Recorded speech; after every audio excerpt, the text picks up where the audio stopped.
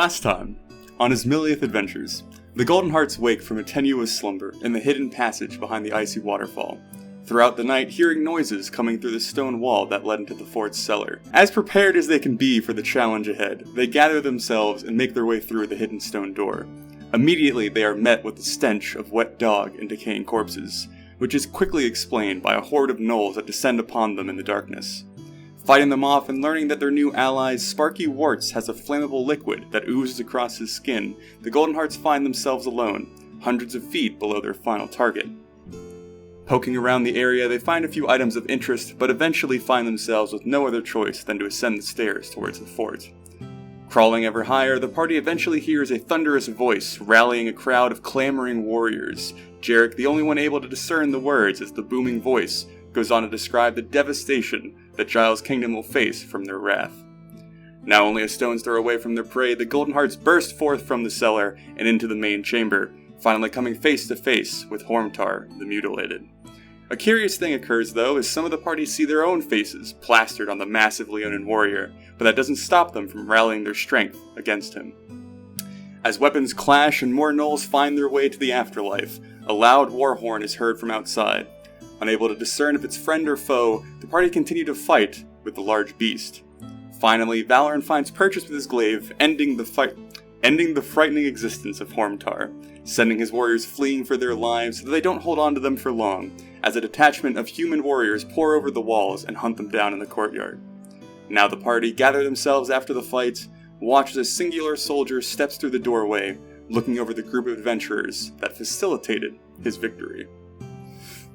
So, you guys are in this main chamber, which has seen a tremendous amount of fighting, both from you and obviously from the interaction that happened to take the fort in the first place. You know, fallen pillars, crushed furniture, skeletons, blood, bits of people kind of draped all over the place, and the freshly decorated, killed gnolls and the Leonin warrior that you just slayed. A quick point of order: when Hormtar fell to his knees and kind of collapsed after the devastating abdomen-crushing blow that Valoran gave to him, as he hits the ground, a primal, kind of simplistic-looking wooden mask slips from his face and clatters onto the stone floor. There's a little bit of what you would assume to be paint, kind of like rudimentary paint, on the front of it, depicting some strange symbols that you don't quite understand, but that does, fall off his face, clatter across the floor as he kind of like lets out his final sigh of life. He also then drops the kind of rainbow gem sword that he was wielding, that had shot the various kind of sharpened bits of stone across the room and back into the blade, so that goes falling to the floor as well. But just as he's kind of finding his way into a heap, and you look off to the south to see the soldiers kind of pouring in. And those of you who are familiar with the area, I would assume this would mainly be Jarek and Valoran, probably Rolly as well, I guess, would quickly recognize the uniforms that they wear as being part of the royal army of Giles' kingdom, which is a kind of smaller force that is under the direct leadership of the king of Giles' kingdom, versus the kind of like feudal, smaller armies that are attached to houses. This one serves the crown only. Much smaller, but, kind of situational. Dealing with more of the national security versus, like, domestic stuff. So you see them pouring in and kind of dispatching the various gnolls that are trying to flee. They're, like, clambering up the walls, finding spears in their backs. And there's still a few kind of death cries and maybe a few clinking of weapons going on as a particular kind of prestigious-looking soldier kind of steps through. He's a middle-aged man, balding. It's kind of hard to tell his age except for like the deep wrinkles that are kind of set into his skin. He has a few more symbols kind of adorning his shoulder and his chest, maybe signifying that he's moderately more important than the average soldier that you can see. He distinctly also has a brace kind of around his right leg that he kind of favors as he throws it forward. But he steps into the room, kind of just ignoring the chaos that's still kind of coming to an end behind him, and he looks over the room of the main part of the fort, kind of eyes moving from one of the party to the next, eventually kind of stopping and nodding his head. I am Sergeant Duran Podo, Hunter's Third Company. You must be the knights that Duke Braun sent.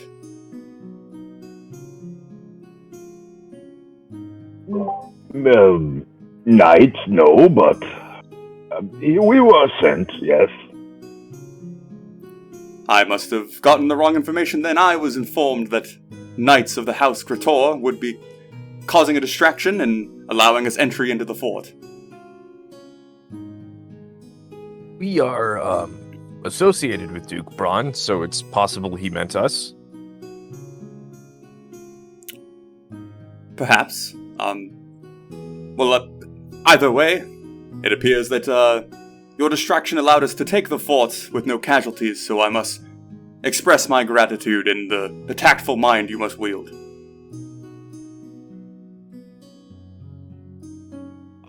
Yeah, speaking of tactics, you might want to be careful if you go downstairs. Some things happened in the battle, and it's probably all on fire at the moment.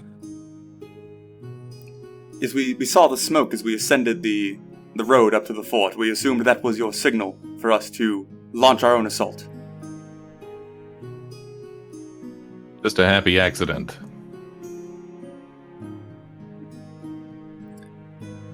Well, it appears that I have much work to be done here. We are going to be retaking this position. I don't quite know what your orders are, but you do have my gratitude, as stated. And I would just, I'd look around for, is our little salamander friend anywhere? He's still down in the basement. Yes, should you go poking around downstairs, like they mentioned, it is on fire, and part of the reason of that is there's some sort of fiery newt salamander thing that is quite well-intentioned, but should cause you no harm. Please try not to hurt him if you can, and feed him if you have any extra rations.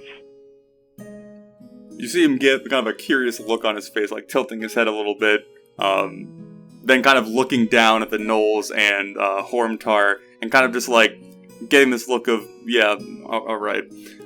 As he's like about to like speak up again, you see a soldier kind of step behind him through the doorway from the courtyard, kind of like cupping his hand over his mouth a little bit before he whispers something that you can't hear between the sergeant has introduced himself, and then steps back outside. The sergeant kind of just like nodding a little bit, taking a moment, kind of standing back up tall before addressing you again.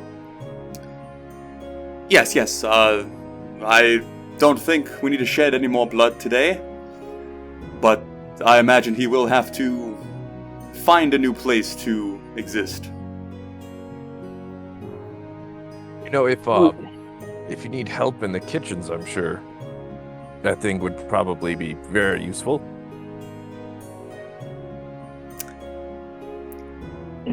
He had some parents that were here. I think they were the treasure hunting type, and I don't think it ended well for him, and the lad's in need of direction, and if not family.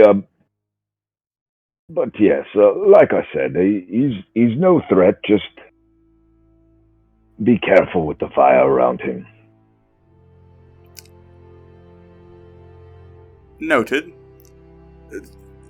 Will you need an escort out of the fort? I think that your job here has been accomplished.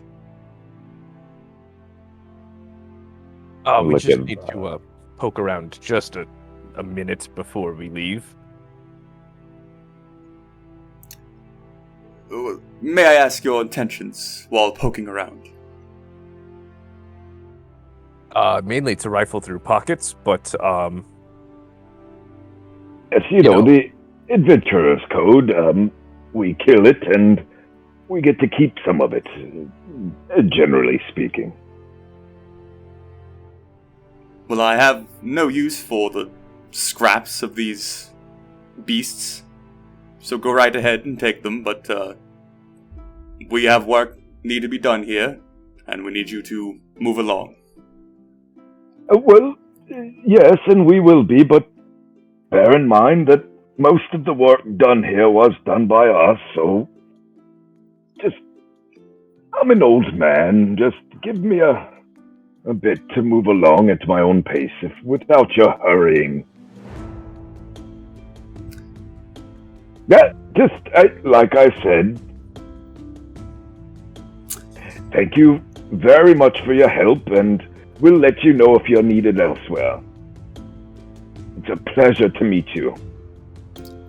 It really was a pleasure. So good day to you. You see him visibly getting like a bit more annoyed every time his voice is interrupted. Eventually, as you kind of push it a little bit, he goes, I seem to have forgotten my manners. I did not introduce myself to you properly, because I never got your names. Rolly Halfbeard at your service, and I'll let the other lads introduce themselves. Jericho will take a bow, and we are the Golden Heart Company at your service. I think you may have heard of our fine nobleman companion here. Oh, Lord Athelvane, Count of Capelmont. And he's actually going to turn his back on this conversation and head to the back of the room. Okay. As your various appropriate greetings kind of hit him, he just very much resigns himself to understanding that this is not the proper company to keep. Just kind of signed to himself, kind of low. Well, I shall come back in a few moments. I have a few things to take care of, and I will hope that you are ready to depart once I return. Quite possible that. And then he turns and takes a few steps out of the courtyard, begins kind of barking orders to the soldiers that are moving things around at this point, kind of shifting around the bodies and, checking under things and into the tents and whatnot that fill the courtyard, leaving you guys more or less to figure out what you need to do in the room. Well, I think I bought you a minute or two there, Valoran. So I'm going to look for any sufficiently large scrap of fabric, old curtain, tablecloth, anything along those lines, to then use to bundle up Blood Cleaver and take away. Quick point of order, because we brought this up after the session last week, but it would be knowledge that you guys would know as a party. The wanted poster that you have for Hormtar lists that it is 1,500 gold coins for his dispatchment. And I imagine to be more or less common knowledge for you guys that there are collecting agencies, collectance agencies? I cannot say that word. In like major cities in Giles Kingdom. So if you had a bounty and some way of proving it, you would bring it there to get your reward. Just so you guys understand that before you leave. But yeah, you could probably, there's like various kind of rugs that have, grunge and blood kind of pushed into them from the, fighting that's occurred. But you could take one of those and very easily wrap up Blood Cleaver in one of the rugs. And while they're scouring the room, I will drop down and immediately start my ritual casting of Detect Magic. Okay. That's 10 minutes? It is. Okay. I'll point out again that you do have the Detect Magic telescope. If you wanted to do that, save some time. I will take out my Detect Magic. Actually, it's not with me. Who's it? I think Jarek has it. Yeah, I'll pass it over as I notice you looking around. Okay, so I'll just you'll see a dwarf walking around with a telescope, looking in every aspect he can. So, to give you a general idea of what stands out to you as far as magical in this room, the mask, the kind of simple wooden mask that fell off of Hormtar, glows with magic. The kind of rainbow gem sword that he wielded glowed with magic. Thor's holding a pair of boots that he had gathered from the basement. Those also glow with some magical energy. As you look around, Blood Cleaver would glow. The various, magical equipment that you guys have would glow as well. But those are the things that aren't yours that you see glowing. So if I put the mask on, what does it do? It would do nothing at this point. There's no strap or anything for it. When you go to put it to your face and you let go, it just simply falls off again. But yeah. Alright. Did I ransack that bedroom with the bearskin rug. Yeah, go ahead, give me a investigation check.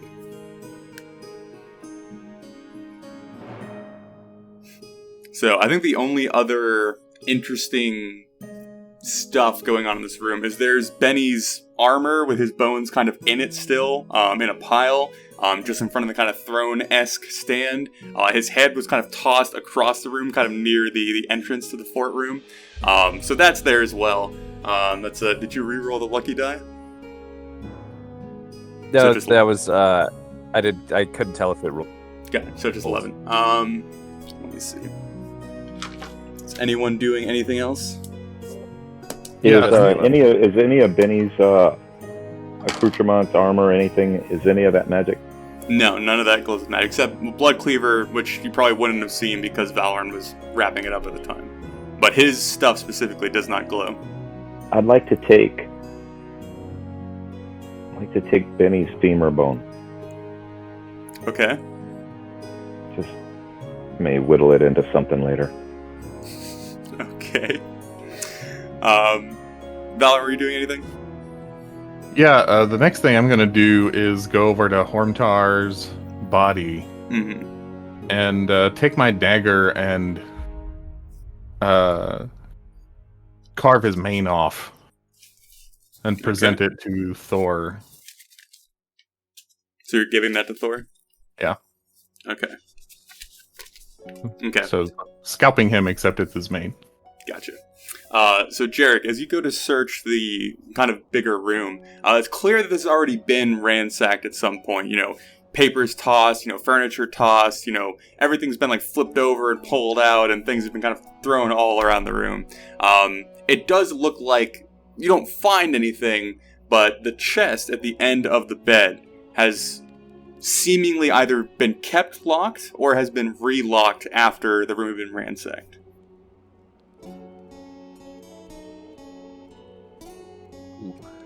I would like to try and crack it open. Like physically crack it open?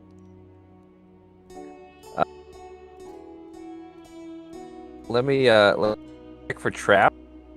Okay. So go ahead and roll for that. You are cutting it out a little bit, sir. Let's see. Okay. You do not sense any sort of traps or anything that could cause you harm. It very much just seems like a simple... It's, a fairly ornate chest for what it is. Kind of like metal bracings kind of around the corners and whatnot.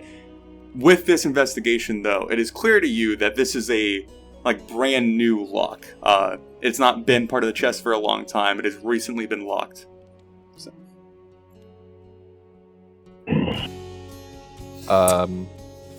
Then yeah, can I try and just break it open? Maybe pick up something heavy and smash through the lock. Sure, you can certainly try that. And as I see him doing that, I would like to give him guidance if that's all right. Okay. Okay, so Valorn, you've gathered Blood Cleaver, you've gotten the mane, given that to Thor. Anything else you're doing in that main room? I'll ask Thor to help me search Hormtar's body. Okay, go ahead and do that. And then Jarek, I guess roll a athletics with guidance. See how you do against the chest. Is there a particular item you're using, or just body slamming it? How are you trying to break this chest open? I'm thinking maybe the belly. It's that's all of the impact. No, like a metal candlestick or something that I can just smash to plating. You're still cutting in and out a fair bit. I'm getting every third word from you. But Valorn, as you go ahead and search Hormtar in the main room, there isn't a lot of compartments on Hormtar. The majority of his body is covered in what appears to be human-sized armor that he is strapped to almost create a scale mail effect, kind of one covering over the gap of the other. But you kind of like dig around in the various small pouches and whatnot that he has, and you're able to find a kind of simplistic looking iron key in one of his pockets, and then 3 gold pieces kind of like tucked into one pocket on his side. So, Jarek, as you take a candlestick from one of the like nearby tables, you kind of like size yourself up with the chest again, Rolly walking into the room behind you, like kind of very quietly murmuring his prayers in the mire to kind of see if he can push a little bit more aggression into your well-toned muscles. You begin kind of like angling the candlestick at the lock, trying to potentially like get it into the little loop and hopefully break that apart. And I guess Rolly and you'd hear this like bang, bang, pow, pow, pow, pow, pow, as he like keeps trying to like hit the chest over and over again. You probably have at it for a few seconds, but then it's clear that the candlestick has received more damage than the lock has at this point. Once I find the key, hold it up while still just sort of looking Hormtar over and just call out, "Key here." Yeah, so Jarek, as you're like landing your last blow, you hear Valorant from the other room. I'll waddle over real quick and be like, "Oh yeah, no, I perfect opportunity for that." Then boot scoot back over to the chest, and hopefully I didn't smash it up too bad to unlock. Yeah, so if you use the lock on the chest, slot it in, hear the click, go to turn it, lock pops open. When you throw open the top of the chest, the kind of octagonal dog tag that you guys had used to open up that secret door in the waterfall, as you throw open the chest, you see that it is full of those. Some of them kind of having like bloody stains on them, or bent, or like having like small chips of them kind of cut out of the corner by some sort of sharp implement. But there's probably like maybe 50 at your best bet kind of filling the bottom of this chest. And then right on top of these like various dog tag things, there's like one big kind of ruby gem, and then a few kind of stray gold pieces laying on the top. It'd be 4 gold pieces. I'll pocket all of that. The dog tags as well. I'll take like 2 or 3. Okay. And pocket the gold, pocket the ruby, come back out with the blanket from the bed. Okay. And I'll bundle up Benny's remaining body and armor. Minus the femur bone. Minus the femur bone. Did you take the armor with the femur bone, or is it just the bone itself? No, and I would probably look at the bone and wonder what had crossed my mind, and I'd toss it back in the pile of the rest of Benny. Oh, okay. Thank you, really. And Valen, can you help me chop this guy's head off and go over to Hormtar? Why not? Actually, use my glaive and just give it a mutter under my breath. What is it with these guys and heads? So kind of like draping his head over like a broken part of a table, kind of like making a mock guillotine as you use your glaive. Okay. I'll throw that in with Benny. Okay. Benny had a set of chainmail armor on him that you can either take or keep with his bones, however you want to do that. But you have Benny's bones and that armor, however you want to do that. And I'm assuming you also collect his head and whatnot. But yes, as you kind of like... Yeah. The chainmail is in good, serviceable condition? Like it's in usable condition, yeah. Where did we leave Talmian in the wagon? He's in... Are you asking the party or me? The party. Okay. I don't remember. I figured Valorant may not either. Okay. I believe we left him back in Dragoncliff. Not at Benny's home? Oh, on the outskirts of town? Yeah, that sounds about right. Because I know we couldn't take him up the mountain pass. Right. So Valorant's gonna head outside and look for Sergeant Pardo. Okay. So Jarek, you're also collecting the head of Hormtar and wrapping that up in the blanket as well? Yeah, I'll join Valoran. Okay. Alright, Roll, are you doing anything before everyone's departing? Thor has picked up the shard's edge at this point and is wielding that. So. I guess I still have the mask. Yeah. So all the magic items are accounted for, right? Mm-hmm. How big is the mask? Can I just... Maybe like the size of both your hands, in game and out of game. Okay. As we're walking, I'll mutter to Jarek before we get close to anybody else. Was there not one more door downstairs that we hadn't opened? Yeah, there was like a metal one that was sealed into the wall, if I remember correctly. The one with the indentation, right?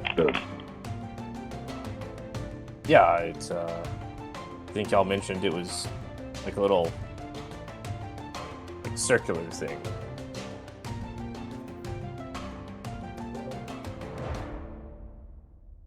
That's all I have. Okay. So, Roy, anything else you're doing before are you leaving with them? Sticking around the room? I'm definitely scared to be by myself. I'm going with them. Alright, so Thor will probably just fall everyone out. So you guys are all heading out Valorant looking for Sergeant Duran Pardo?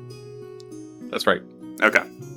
So you guys step out into the courtyard, kind of one by one. Jarek having the blanket kind of slung over his back with all the stuff in it, which is a pretty heavy load, considering that there's armor, a huge head, and, Benny's skeleton in it. Rolly, you have the mask, and Thor has the magical weapon that you guys came here for in the first place. But as you step out into the courtyard, you see that it's certainly has been the home of, gnoll beast kind of entities for however long, past few weeks that they've lived in the fort. Tents and kind of weird nesting areas that are made out of bone and hay and bits of flesh that they kind of sleep in are kind of dotting around the area. The soldiers that have kind of poured into the fort are walking around in the towers, making sure that the gnolls that they killed earlier are absolutely dead, piling all up in a pile near the eastern part of the courtyard. Sergeant Pardo is kind of just making sure everyone's up to something, doing something, kind of getting a report every so often from various soldiers, what's here and what's there and, what's broken and what's not. So he's not really paying attention to you guys, kind of approaching his back as he's still kind of dictating orders. I'll just get near and just sort of clear my throat in a rather obvious way. Okay. He's halfway through, hand up a little bit, kind of turns around and goes, "Have you poked around enough now?" Our business is nearly through, Sergeant. We'd like to send for our wagon and driver to finish collecting ourselves. There was a local guide who had helped us, and he fell during the fight. The wagon is needed to carry his remains home. My condolences for your lost companion. Thank but you. I would suggest that we place you outside of the fort so I can continue my work.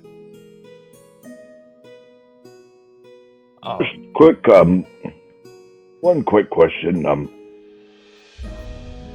We were sent here by the Duke. Are we all agreed? That is what you say? Yes. Why are you so anxious to be rid of us? When there are unknown entities in a military operation, it's best to get rid of them. There are no unknown entities here. The man is a lord, for crying out loud. You're more unknown than he is. Well, I have seen no proof. The word of a nobleman is proof enough for likes as you.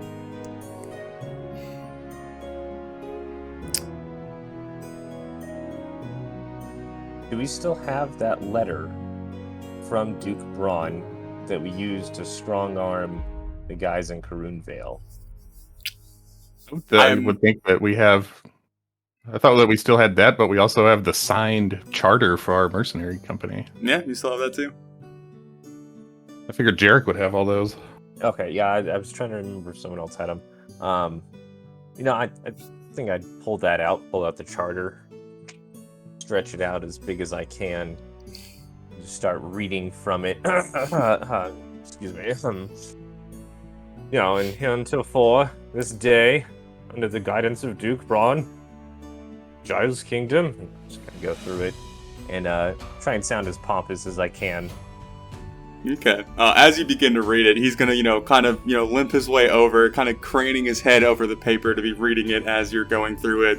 And you see some of his confidence kind of sag ever so slightly, kind of like nodding his head reluctantly to reading it over, kind of looking back over you all. It appears that what you are saying is true, and I appreciate that you want to do a good job for your lord, but the Royal Army does not operate under lords or dukes, so we do have a conflict of interest here, and seeing as this fort belongs to the Royal Army, it is within my right to ask you politely to leave.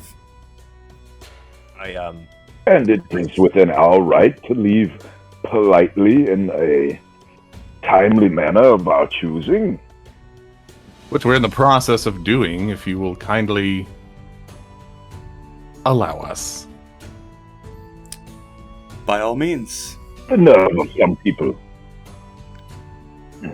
Jarek would take out the few dog tags that he had procured and hold them out for the good sergeant. And, our condolences as well. You'll find, I'm sure, the names of all of those who fell when the fort was first taken in a chest in the main room over there. He kind of held this, almost stoic, military-esque mask, more or less, while dealing with you. But for the first time, as you kind of produce the dog tags, you see, he kind of has, an old, worn face, and you see a bit of, tired sadness, kind of just hint on the edge of his eyes as he kind of looks down at them, nodding and very, gently taking them from you.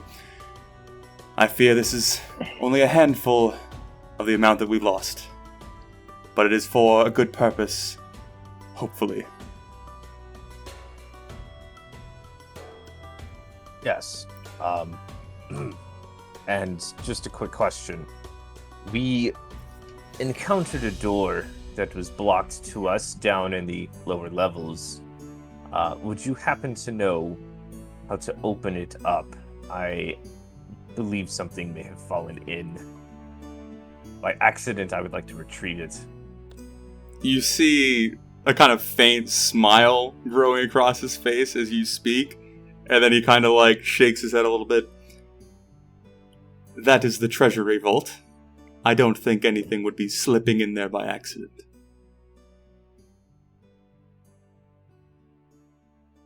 Well, very good to know then. Thank you so much. Just be careful with that second, that lower level. It is probably currently on fire. Gentlemen, we should probably hurry back to our cart. And I think Jarek would try to, covertly wink the other guys. We should probably get on our way. Do you suffer from Tourette's, sir? No, I've never been hit by a turret, but thankfully so. Well, I wish you luck on your descent back the mountain.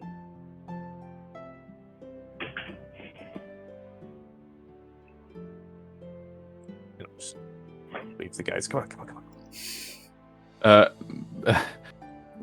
Before turning his back on him again, I say, "You're welcome, Sergeant Pardo." Thank you, Lord Athelvane.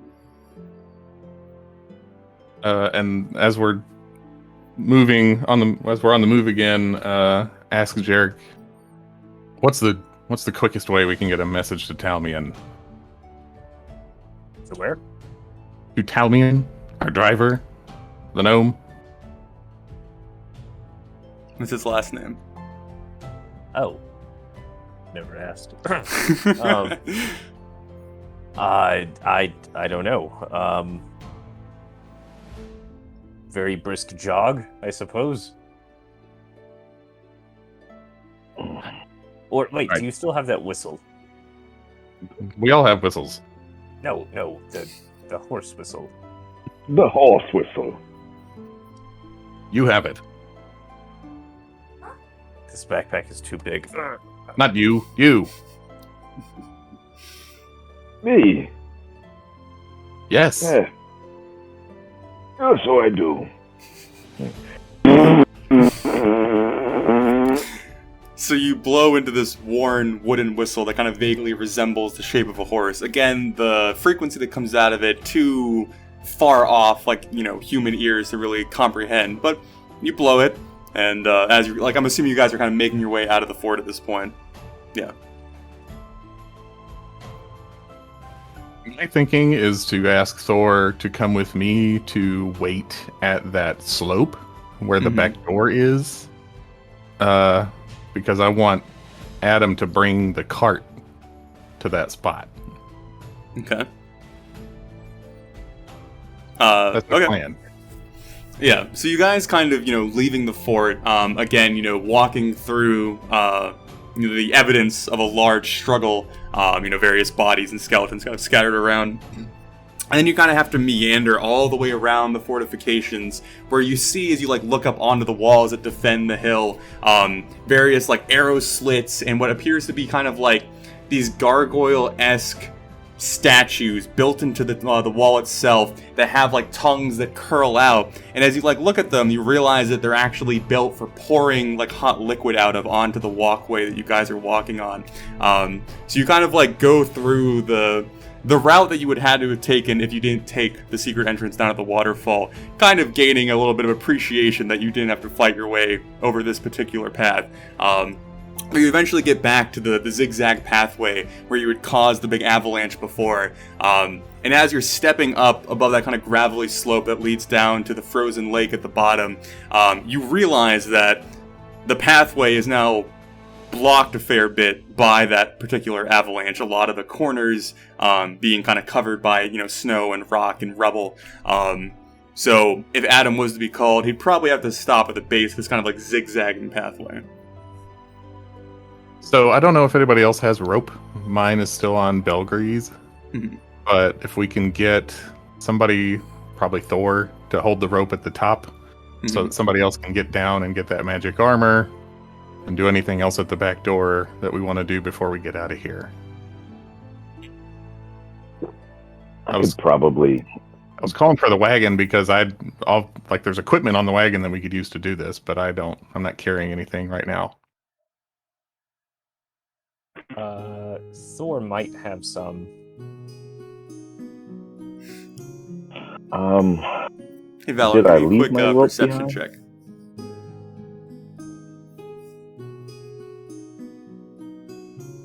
Okay. As you guys are kind of discussing, what your plan is, you're still stood at the top of the zigzagging pathway, the fort now kind of up and behind you a fair bit. You look over the path that you had seen where you'd initially kind of spotted this road from a distance while approaching, and as you're looking down the pathway, you see it's pretty far away, so they're kind of smaller shapes, but you see two kind of large beasts of burden kind of shaped individuals plodding along the pathway towards you. They're maybe 2 miles, 3 miles away. Sorry, so they're on 4 legs or 2? Yeah. 4 legs? 4 legs. Okay.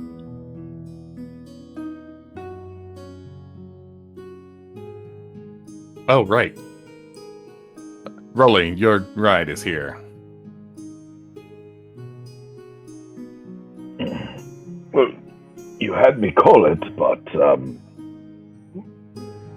what were we going to do with it? My intention was to get in touch with Talmian as quickly as possible. But if Thor has a rope, maybe we can take care of this and get out of here.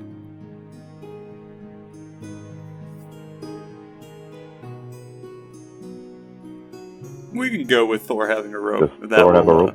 Yeah, we'll go with yeah. Maybe he has it wrapped around him like a belt. you go up to the mountains, sure.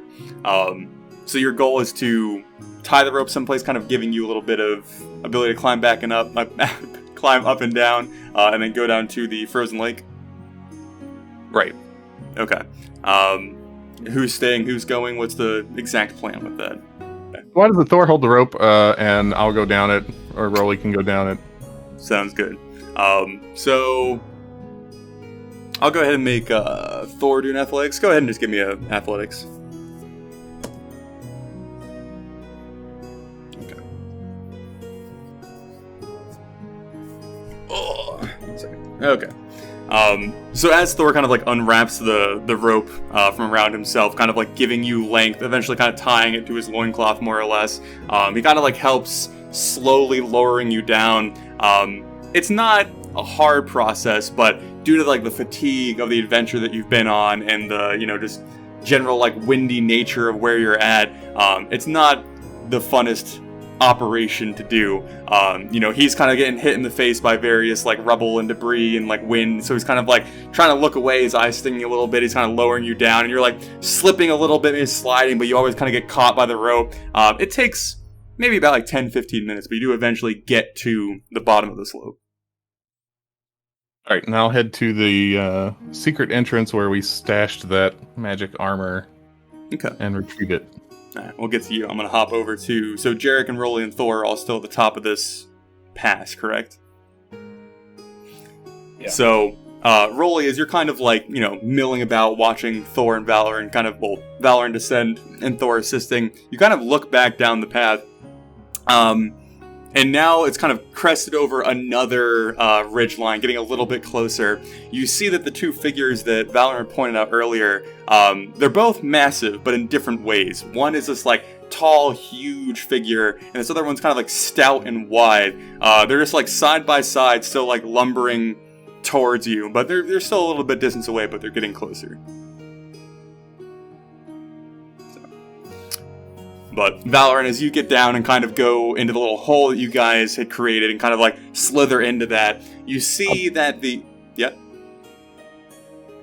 I'm sorry, I was on mute, but yeah, just as I looked over and saw that, I would take the whistle out and just... As you blow the whistle, you'd probably see the taller, larger one, like its head maybe crane up just ever so slightly, maybe like falter its step for like a half a second before continuing. That's all you really see out of that. But Valorant, as you push your way into the hole and kind of get into that small secret area that you'd gotten into to get into the fort, you see that the stone wall door, like a secret door that Benny had opened up, has been resealed and put back in place, and the armor that had been placed in there from the inside has moved slightly from where Jarek had put it.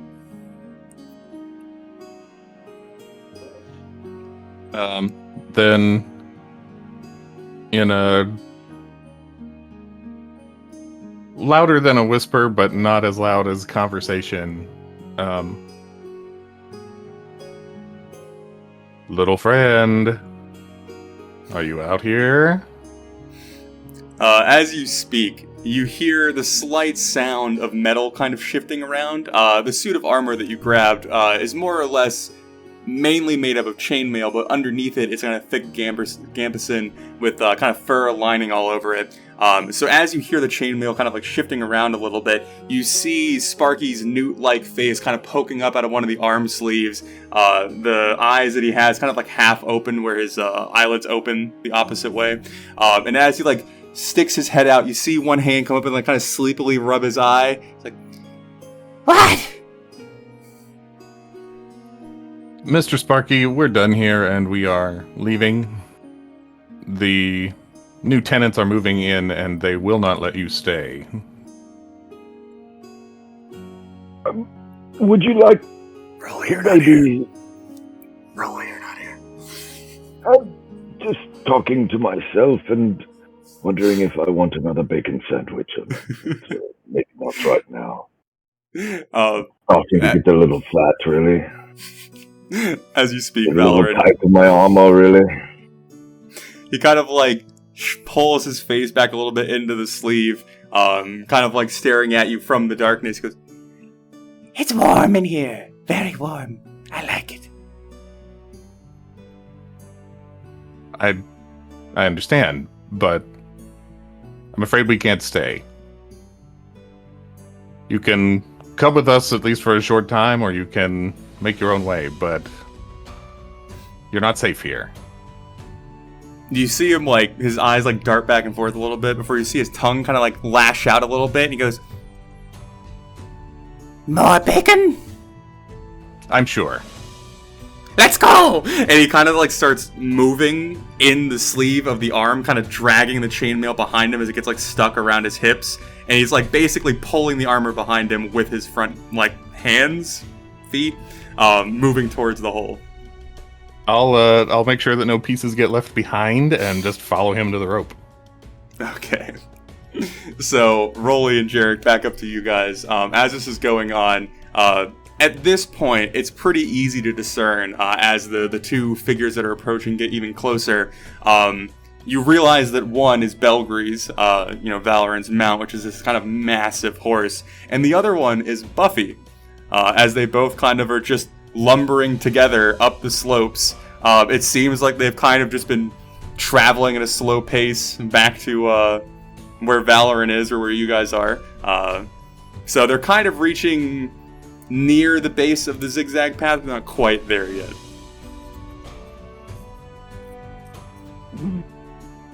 Well, We'll look at the whistle and...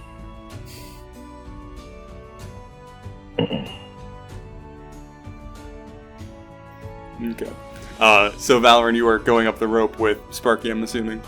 Yeah, I'll send him up first, and as much of the armor as he can hang on to, and then I will go up behind him. Okay, that's pretty easily done. You kind of like wrap the rope, and Thor just kind of like, while yawning, pulls Sparky up. And eventually, as you kind of get a hold, wrap your arm around it, he pulls you up as well, kind of getting you all up. Sparky, as he's finally pulled to the surface, kind of slips out of the armor finally. The like robe that he kind of been wearing beforehand is now in tatters. It's like basically just like a small sash that kind of hangs over him at this point. And as he crawls out of the armor, you see that a little bit of like the ooze that kind of covers his skin is left in the sleeve of the chainmail, kind of slowly dripping out. But as he crawls out, he like locks eyes with Rolly and he goes, "Bacon Man." The name is Rolly, and I have bacon. I believe I have one remaining sandwich. Do you want the bread or just the meat? Why not both? Well, why not both indeed? So he grabs it from you and immediately begins kind of like gnawing on the bacon. And as he does, you see him like turn around and take in the scenery. You guys are like almost at the peak of the mountain you're on. So you have a very long view of like the lands around you. And as he's gnawing, he just like continually keeps turning around, like looking around.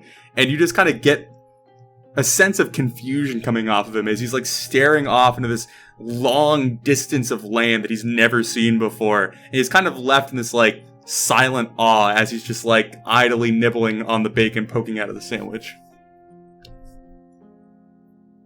It's a pretty big world out there, Sparky. How big is he exactly? He's about 2 feet tall.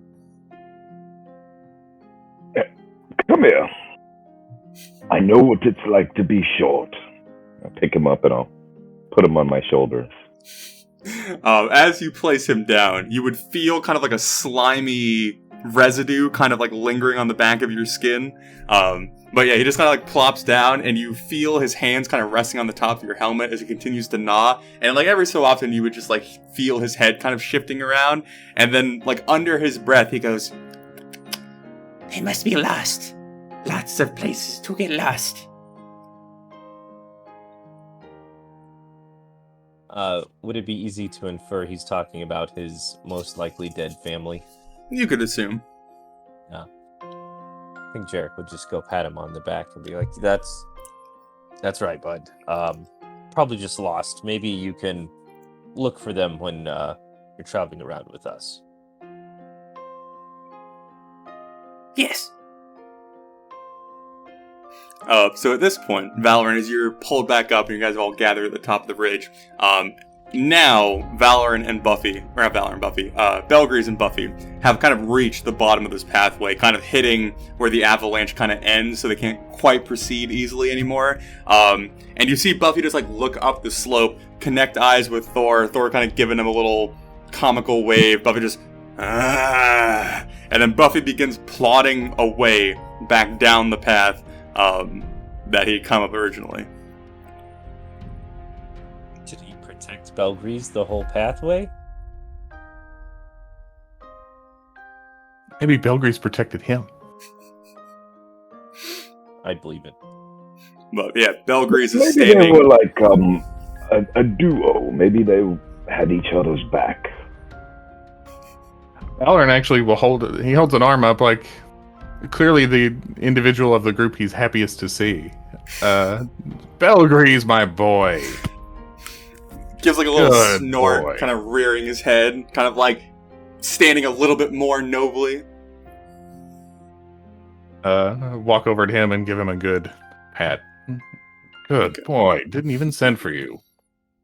You know what you're doing. Valorant, I know Belgrease is a stallion of breeding, but do you think he will be fine to help haul some of this on his very strong back there? Fair enough. I don't want to have another conversation with the sergeant, or else I may say something I regret. So I'm assuming it's you guys are loading up like the blanket with the various things inside of it, maybe the armor that you guys found, kind of the more heavy items, and then departing back down the mountain. Yeah. Okay. Is there anything Yep. As we travel, I would like to cast a whole bunch of Identify. Okay. The boots, the armor, the ruby, just in case. Okay. So I wrote up a bunch of the magical items. They should be in the homebrew thing that you can look up and like add to D&D Beyond, but I will go through them to the best of my knowledge, and then you can kind of add them to your inventory however you want. The first one is Shard's Edge, which is what Thor would be wielding at this point. The mechanics of it, it functions. It's a two-handed sword. It's a pretty large blade. Is that as an action, he can send forth the gems. I think it's up to 30 feet, and then it stays in the position that he like sends them to, and then he can move around or whatever. And then as a bonus action, call them back. And then any individual between where he left it and where he pulls the gems back to receive a certain amount of damage. It is an attack roll again, so that there is a chance for the gems to miss or deflect off armor, things of that nature. But that's more or less kind of the ability of that sword. The boots are Boots of the Winterland, which gives you resistance to cold, if I remember correctly. And it also allows you to move through mountainous terrain, kind of icy, rocky terrain that would impose difficult terrain as not difficult terrain. So that's that. The wooden tribal mask, I did not type this one up, I'll have to do that, that you found that kind of fell off of Hormtar. If you go to identify it, it's, I guess the name you would call it is the Mask of Mirrors. And what it allows you to do is once per day for a 10-minute time period, while you're wearing the mask and attuned to it, you can, like, whoever looks upon you, if they fail a wisdom saving throw, see their own face reflected instead of yours. If they succeed on the saving throw, they'll see through the mask and see you. So that is what you guys, dealt with Hormtar and what you can potentially use the mask for down the road. The armor that Sparky was kind of hiding in is Chainmail Armor of +1 of cold resistance. Basically, a little bit better chainmail armor that also gives you resistance to cold damage, and also prevents any sort of like temperature difficulties when like traveling through snow or ice or mountains, that kind of thing. What it allows you to do is when you're attuned to it, you feel a kind of like pulsating warmth coming from you that kind of helps keep you warm despite whatever situation you might find yourself in. I think that's all of the magical items because the gems you found were not magical. I would relay everything I found out to the group. And to be clear, the armor already has its own boots then. Yes. So you have boots and the armor who also has similar boots, but it doesn't allow you to cross over terrain easily. It's just the temperature of it.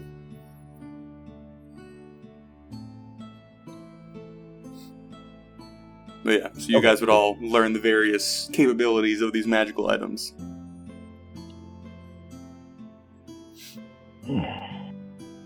Well, Valor and I don't know if you need a armor upgrade there.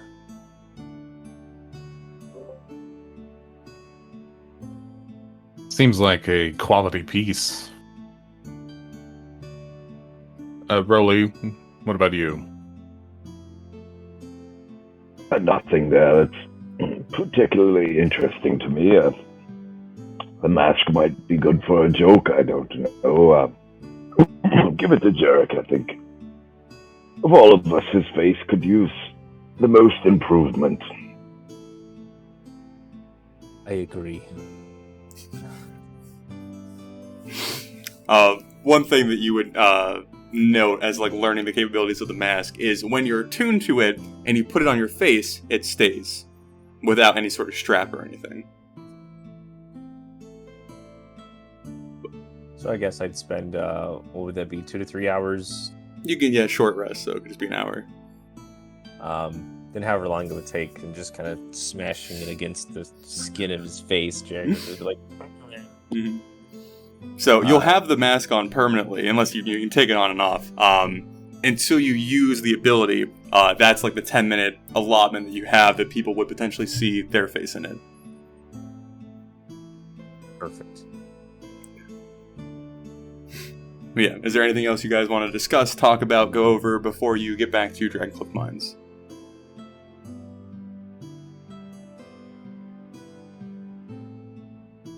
Okay. There will be a long rest between here and there, because it's about a day and a half travel between the two. So go ahead and, reset anything, reset your HP, that kind of stuff, or anything that resets on a long rest.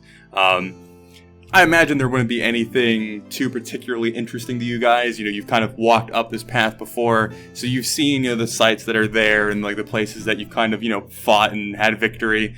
You see the evidence of, the larger force that came to take the fort, kind of stomping over your path that you made initially. But eventually it's probably just getting to around noon on the second day that you guys are getting to that path, that you set off on. To climb up the mountains. You seeing the edge of Dragoncliff Mines and the town of it, kind of a little bit further down into the valley, as you kind of approach Dragoncliff Mines again.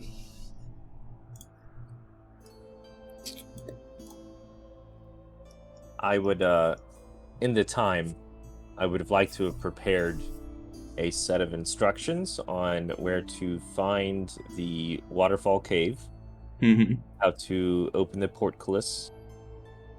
I think that's what it was. Yeah. How to get through the wall, and the location of that treasury room, along with the suspicions on kind of how to use it. Okay.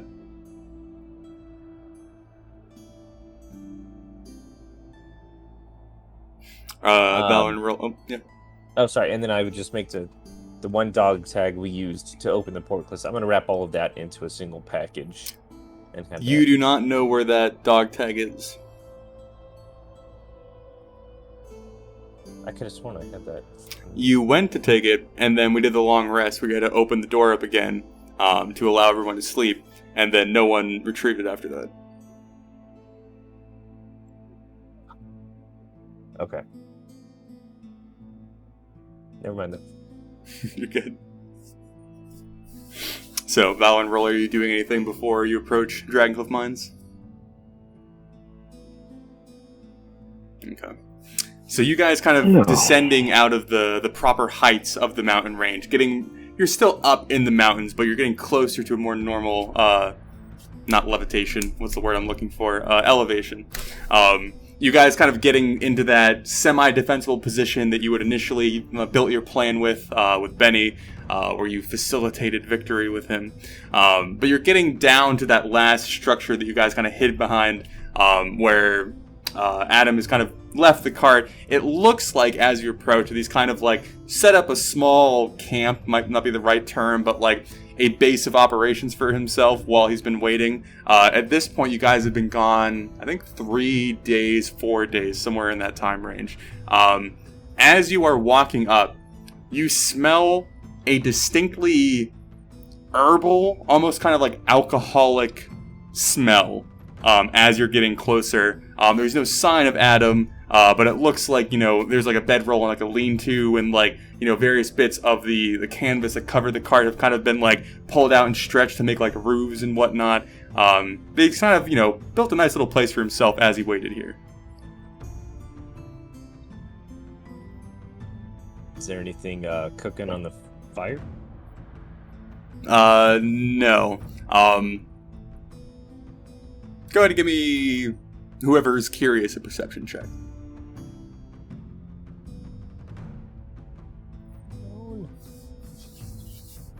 Okay.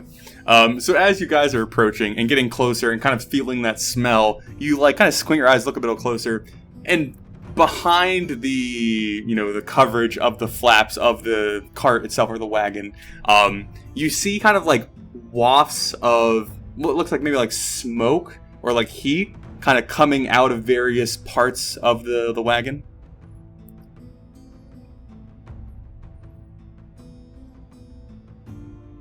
What in the world? Valoran shouts, "Tell me in!" As you shout, you hear like a clattering, like a bunch of metal kind of like hitting each other, and then like, oh shit, oh shit, oh shit. And then you see Adam's head poking out of the back of the wagon. He goes, "You're back! You're back! Welcome back! I have a surprise for you all."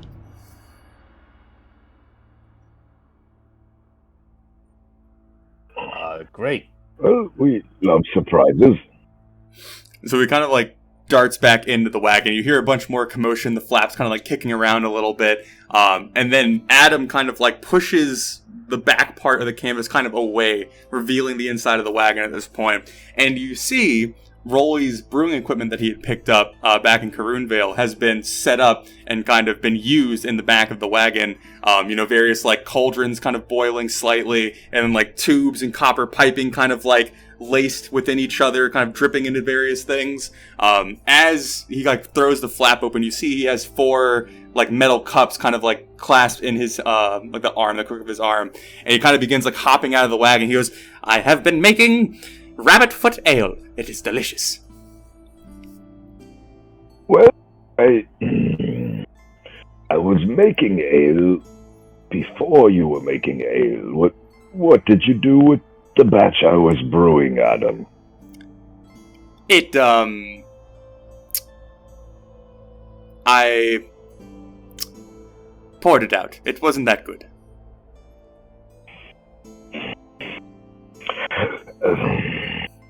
So Valoran had his mouth open, prepared to berate Adam, and when he says that, he kind of just stops and kind of smiles and looks down and decides just to move on with his business. So Adam's gonna like run up to each of you and kind of like go to hand you one of the cups. It contains a kind of purpley looking thick liquid, not incredibly thick, but thicker than you would like water. You gotta like swirl it around. There's little chunks of what appear to be maybe plant matter in it, but he kind of hands that all to you. Valoran just kind of shakes his head for a moment and then downs it. Adam, this is how this is going to work. I grab him by his neck. And can I lift him off the ground by the back of his neck? Yeah, you could. I have you in one hand and this ale in the other. I know that the ale I was making, my grandfather's recipe, would have been delightful. The one you poured out. Give him a little shake. It had been sitting there for a while, and I didn't know if it was still good, and I haven't been touching it. If this is acceptable, we will let bygones be bygones, but if you pulled out my grandfather's special recipe for this purple chunky shit and it doesn't taste good, something is going to go flying. And then I'll I would down the ale. Is it taste terrible? delicious? Are you doing that, Jarek? I would. Okay. So Valorant and Jarek, are you drinking your drink? What are you doing with yours? No, I don't think I will. Okay. So Valorant, as you go to drink it, as Rolly is intimidating your quartermaster, it's a very fruity drink. It's not exactly sweet, but it has kind of like almost like a thick, almost green tea-esque taste to it. It certainly isn't bad. It's not anything spectacular. It's not as like pungent as like a wine might be. But it has this like, I don't know, slight fuzzy feeling mouth taste at the end that's a little off-putting, but like once you kind of get used to it, it's not too bad. It's okay. Rolly, as you go to drink it, you get like the same kind of sensation, the kind of fuzzy mouth feeling, kind of strong, fruity, pungent, like smell of it as it fills your nose. But as it touches your tongue, it is distinctly this kind of like horribly bitter, kind of muddy, earthy flavor that you weren't quite expecting.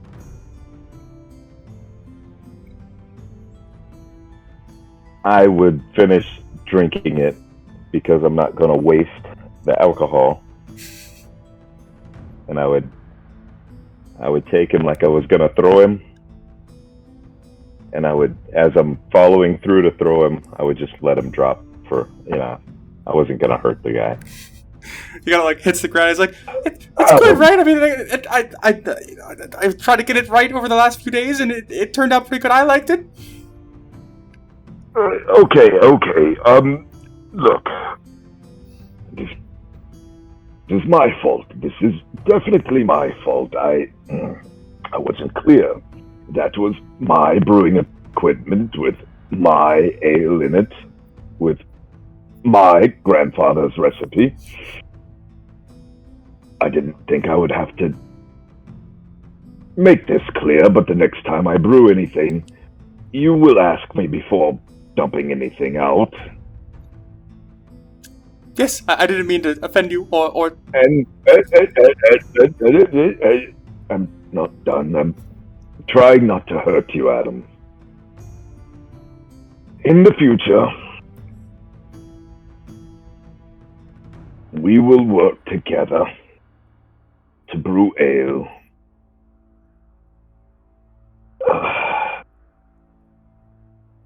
Just give me a moment. I'm gonna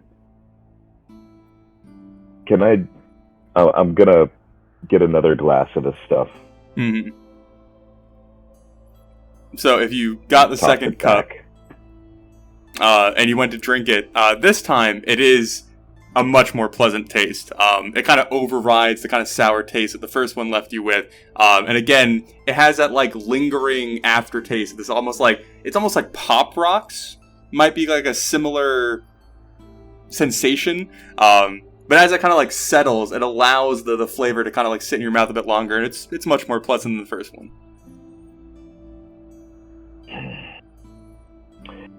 We can work with this, Adam, but you have to understand, we're not making a drink for socialite women. We're adventurers, so we need a bit more bite. Sort of over his shoulder, without looking, Valorant just says, "Socialite women can drink more than you think."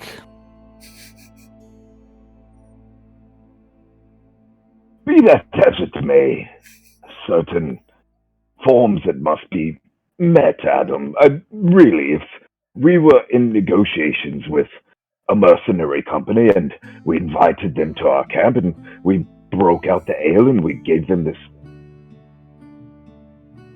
socialite woman drink that, as they may, they might be able to drink as much as they like, it doesn't make quite the impression now, does it? You see, where he'd kind of been like timid and fearful of what you might do to him. He now looks a bit more like rejected and like sorrowful. His like shoulders kind of slumped. He's kind of like looking down, kind of like kicking his feet a little bit into the dirt. He's like, I understand, Master Rolly. I really didn't mean to dump out any particular crucial ale that you were making. You kind of introduced me to drinking back at Corel, and I thought it would be nice to... Yes, and let's get better at this together, shall we? Between you and I'm sure we'll make the perfect brew. In the meantime, waste not, want not. Drink up, and pour him a cup. Pour me another one.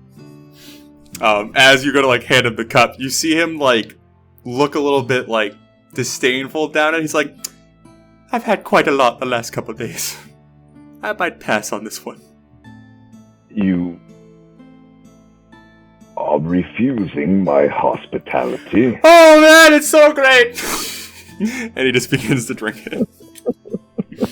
Watching everyone, is anything happening to them now that they've consumed this ale?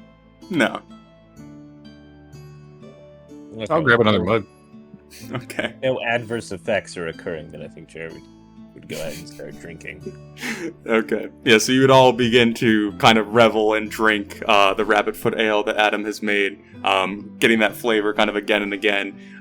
As, you guys are all kind of like convening around it, Adam kind of like looks around like, well, did the Golden Hearts succeed in their mission? Tell me all about it. I've been rather bored here. There's not much to do beside brewing ale.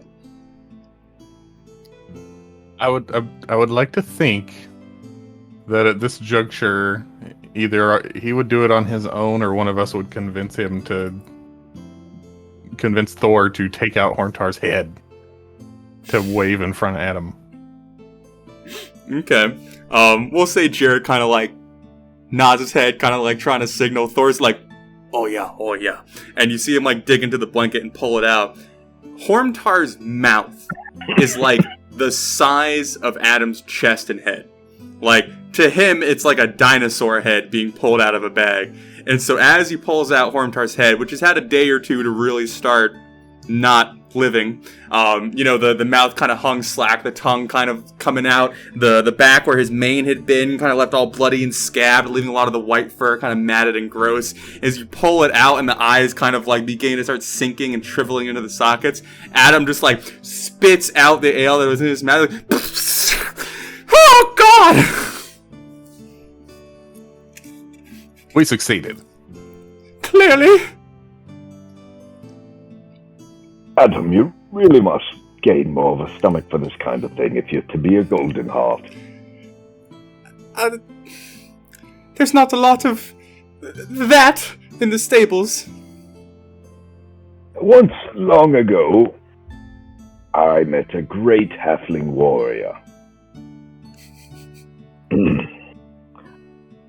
Now, you're not a halfling, mind, but forget what his name was. It'll come to me later, but either way, just because you're small doesn't mean you have to act small. It's not because of my size. I hate blood and violence. That usually is not great for combat.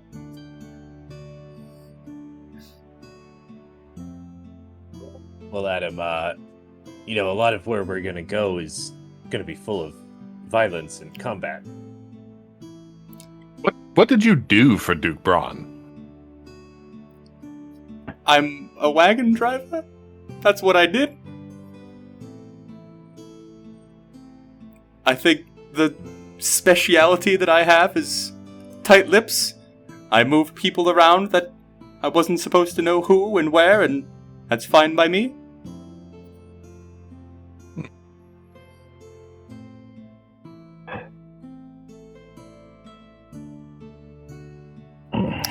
His name was Braun. I remember it now. He always raging he was a barbarian, no less. So if one of his stature could be as intimidating and brave as he was. Come on, Adam, you can handle this. I'll make a deal with you, Master Rowley. If, by whatever means, you all find yourself incapable of fighting, I will take up arms. But until that day, I think I'll be leaving it to you. Well, it's a fine offer you make, but if you wait until that day to take up arms, well, you won't be very useful. So, when we're just milling about the camp, maybe we can work on some of your martial ability. Point of order. Mm-hmm. We have Sparky. Yes. And on that note, Rolly, now Adam actually has someone his size to spar against. Here, Adam, meet our new friend here, Mr. Sparky. Where was Sparky at this point? You guys have a location for him? Up until the ale drinking, he would have been on my shoulders, I think. Okay.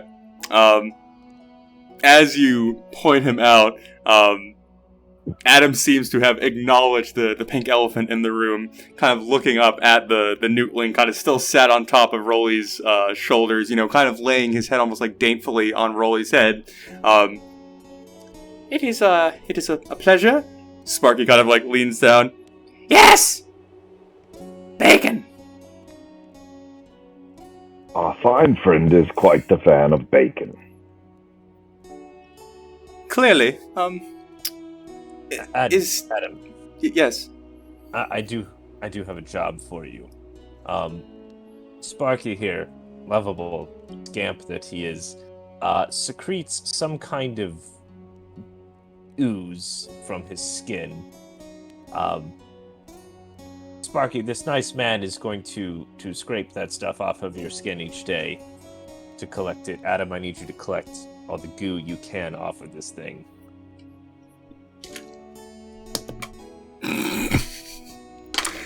Adam's kind of like listening to you, his like face growing more and more concerned, and as you say scrape, he just hurls on the ground. Just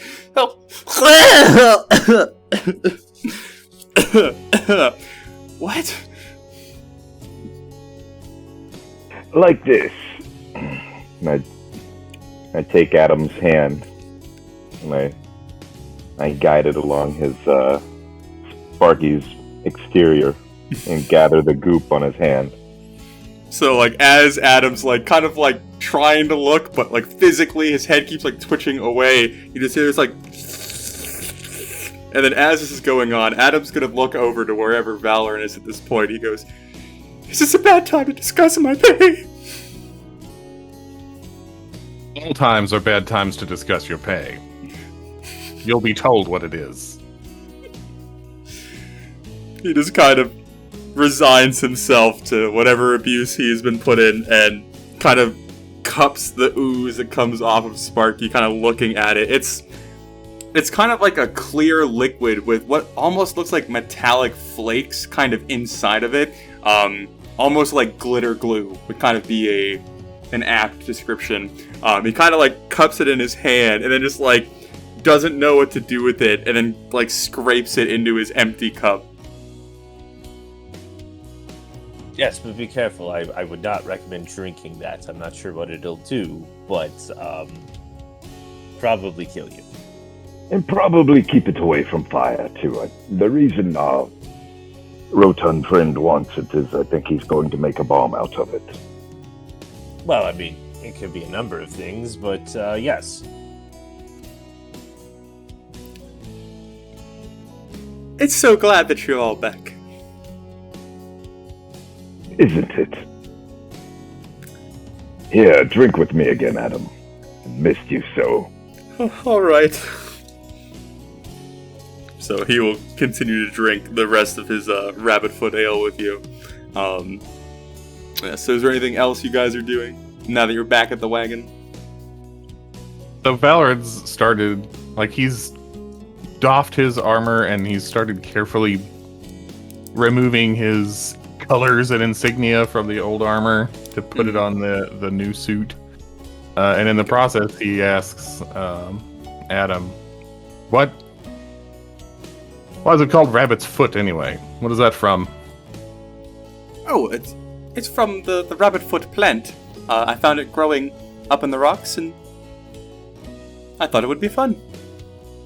I was sure you were going to say there were rabbit feet in it. No, that'd be disgusting. Having read through some of Rolly's medical books about herbs, do I recall the name of Rabbit's Foot from those books? Give me an intelligence check. Or history check. Oh no.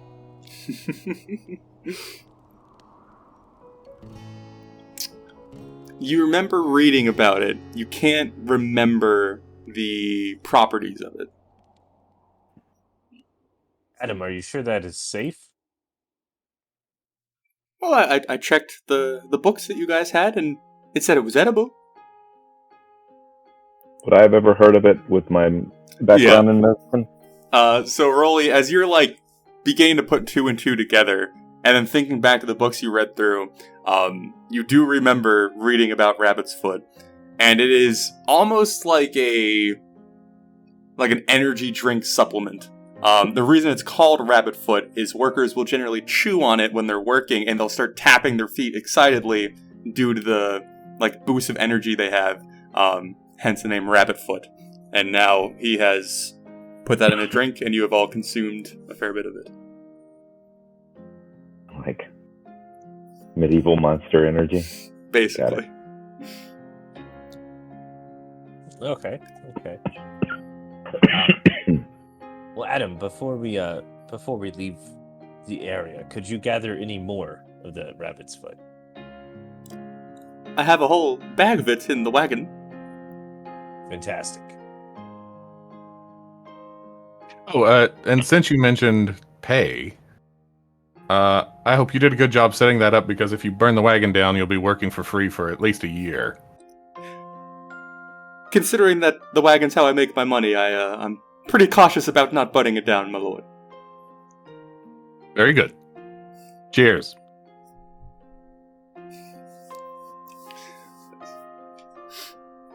So, are you guys planning on, getting your stuff gathered and leaving? Are you stopping by Dragoncliff Mines? What is on the agenda for the Golden Hearts? I'd like to stop by Dragoncliff just to let Jeremy and crew know that it's safe, and give them Benny's bones. Okay. Are you giving them just the bones or the armor as well? Unless anyone else wants the armor. Okay. There was nothing special about it, was there? No, it's just a set of chainmail armor. I mean, the helmet's been modified so you don't see his face, but that's about it.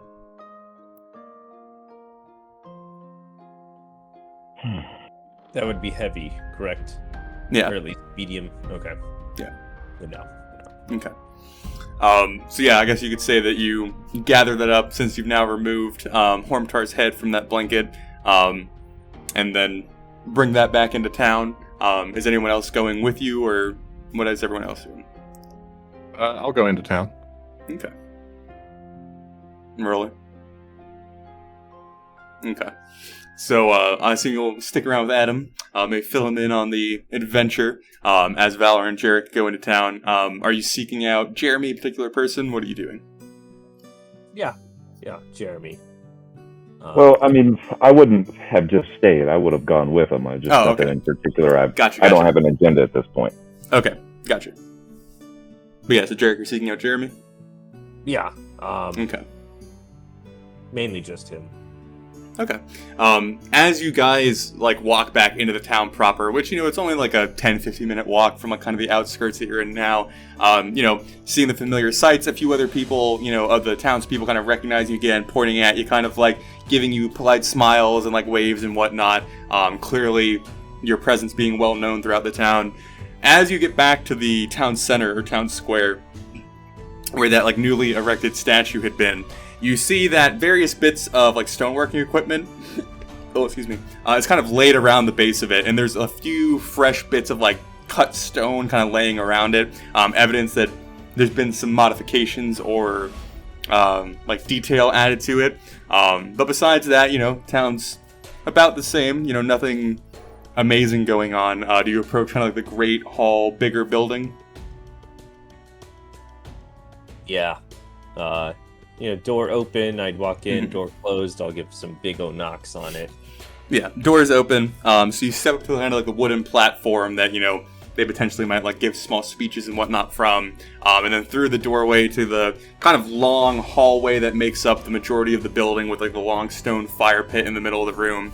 Down at the end where you had seen the throne initially when you first came to Dragoncliff Mines, it's now been replaced by the like small collection of tables and chairs. You see Jeremy is sat at one of the tables with a handful of the other townspeople, lots of papers and books kind of spread out across the tables. They all seem to be in pretty deep conversation. And as you walk through and make your presence known, you see Jeremy kind of like give you a wave from the other side of the room. Welcome back. Just one moment. Is there any wine sitting around on a table?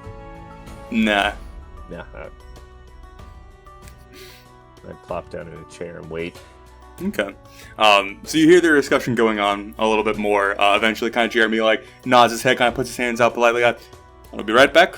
So it's just one moment, and he stands up, grabbing the cane that he uses, and begins kind of like plopping towards you. Eventually coming up to you as you're like sat at one of the side benches of the room. Well, welcome back, Golden Hearts. I imagine that the problem up in the mountains has been dealt with. Yeah, you should be safe for the time being. It looks like the King's men have moved back into their fort. We do bring some sad tidings, though. Your former watchman, Mr. Benny Whiteflower, has fallen.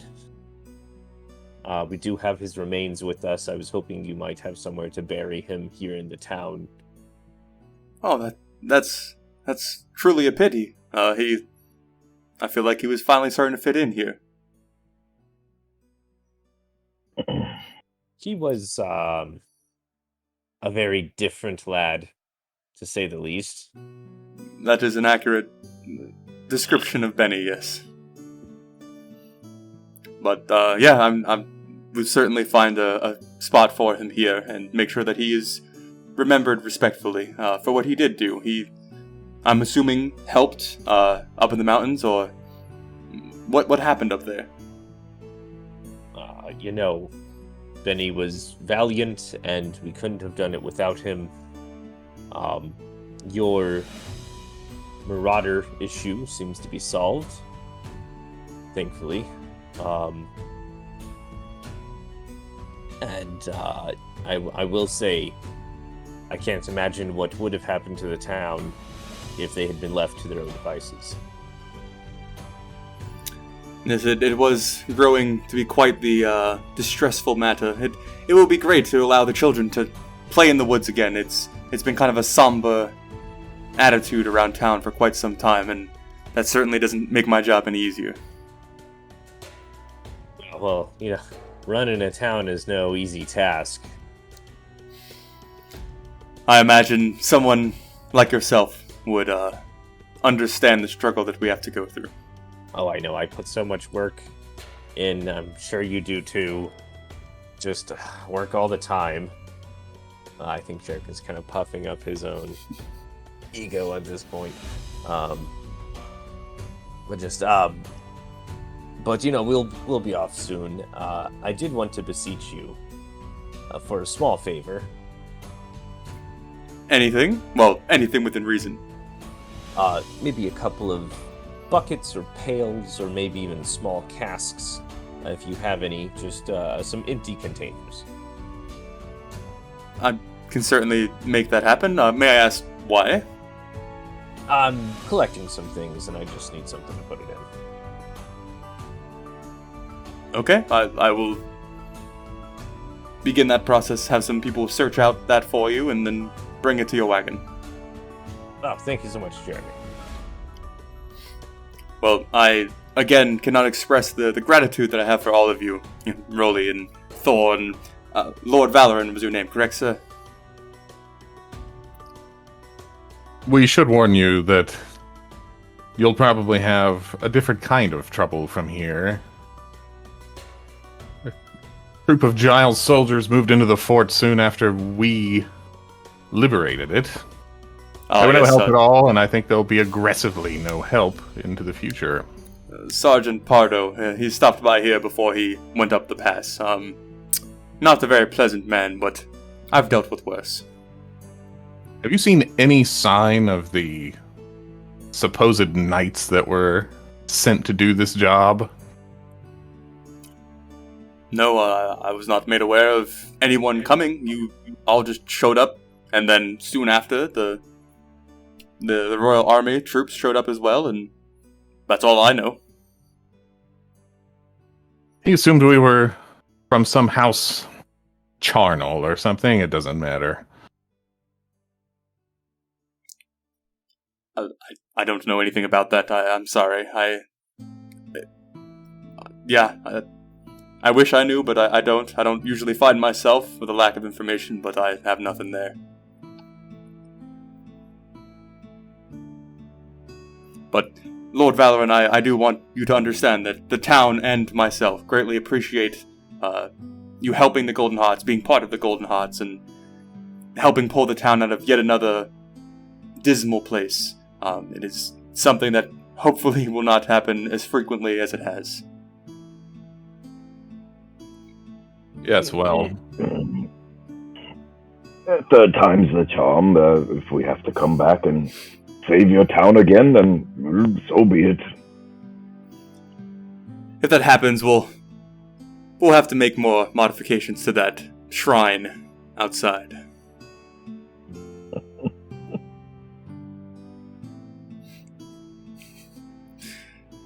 Well, Golden Hearts, I do have things to attend to. Jarek, I would certainly appreciate no more delightful tunes about your adventures up here. It just helps keep expectations realistic. Oh, no, yes, of course. I wouldn't. Why would I write another song about you defeating a mighty Leonin warrior and his army of gnolls? And harrowing trapeze across a switchback in a mountain, and you see his kind of jovial smile kind of shrink a little bit, and he takes his cane, he puts it in the center of your chest. He's like, Jarek, no. No, of course, Jeremy. But just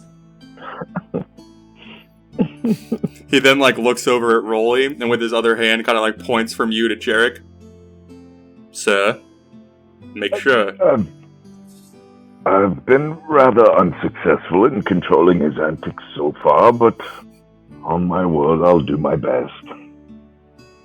Jarek, no songs about, what was it, gnolls and... No.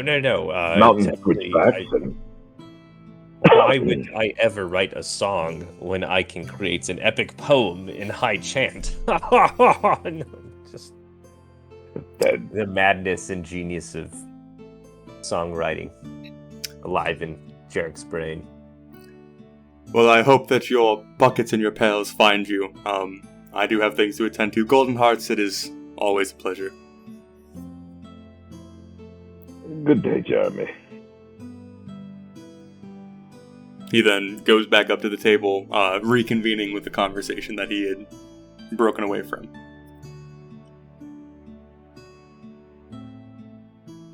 Well, gentlemen, I guess we should probably get back to Corel, or well, probably Kraylin to get our reward, I would think. It's been some time, yeah.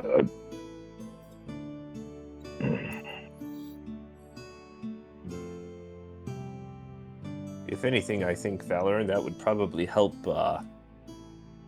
fund your campaign. Of course. It's also basically on the way.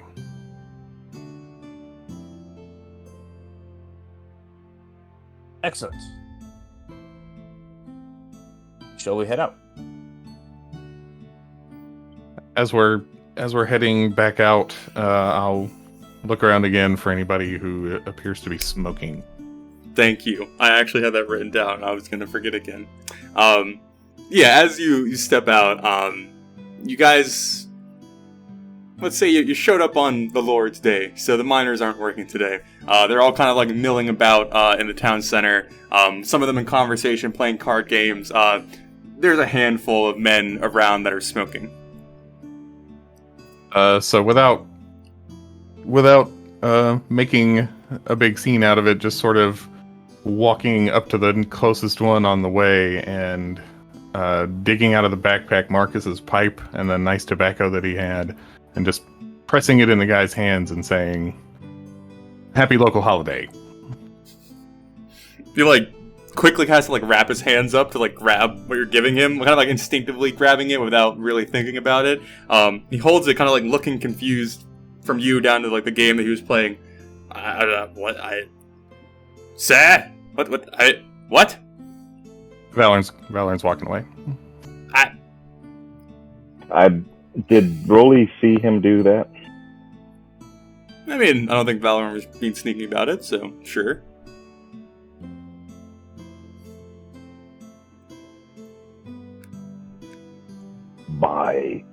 I thought that was good quality.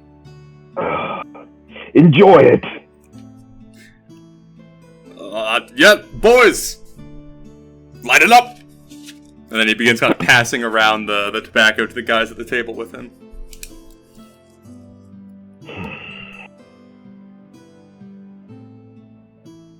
So you guys all reconvening at the cart at this point and then heading out? Okay. Now I'll just go ahead and freehand it. Okay. So you guys all gather back up. Adam at this point, having seen you guys arrive, as you went into town, he began packing up the brewing equipment and all the stuff you guys had brought back. As you come back to the cart, you see that Sparky has taken up position where Rolly usually sits when you travel, and he's talking back and forth with Adam. It seems that Adam is struggling to have a full conversation.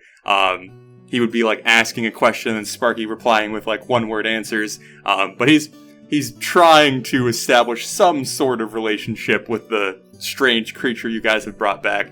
But if there's nothing else, you guys are kind of ready to depart.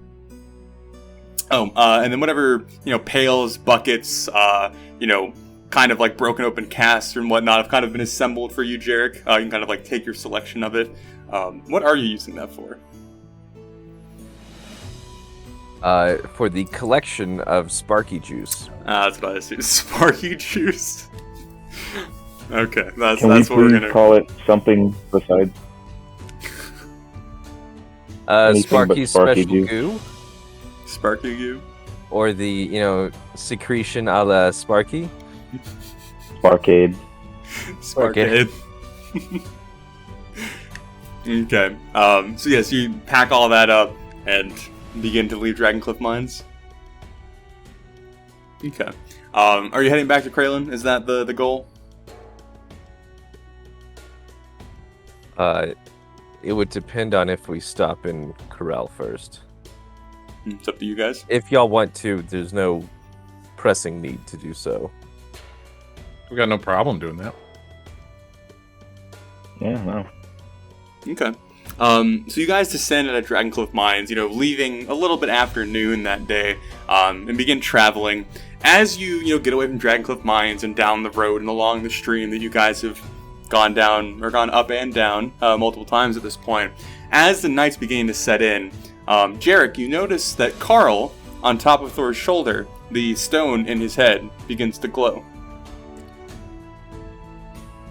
Oh, excuse me, Thor, I'll grab Carl by his body, bring it up, and just kind of tap on the face and hold it up to my ear.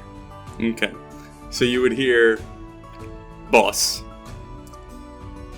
In Corel, all things are fine. Lady Kellen has met her demise.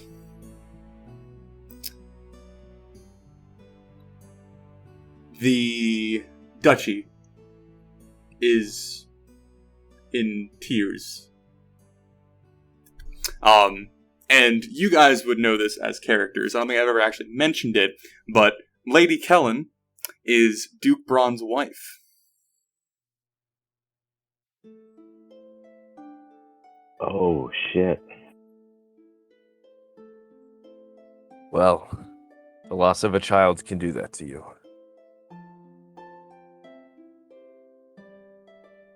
Or is it the Duke? He was not looking so well.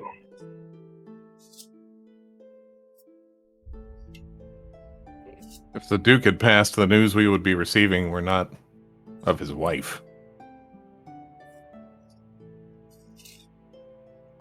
Why be circumspect about either?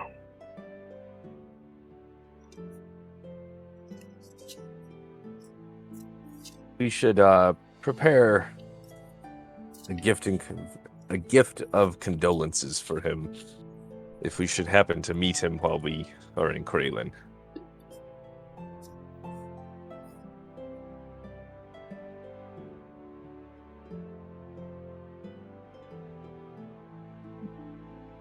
We have very little to offer the Duke other than news of a successful sortie and our condolences.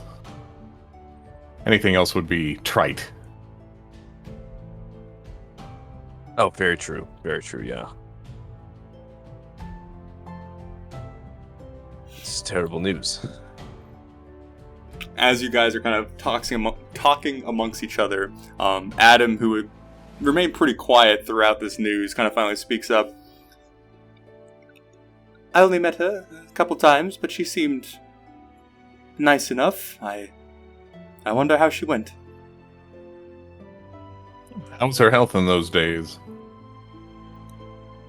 I don't remember anything that ailed her. I mean, she was, middle-aged. She had produced a son. She lived a nice lifestyle. I mean, I don't think it was old age.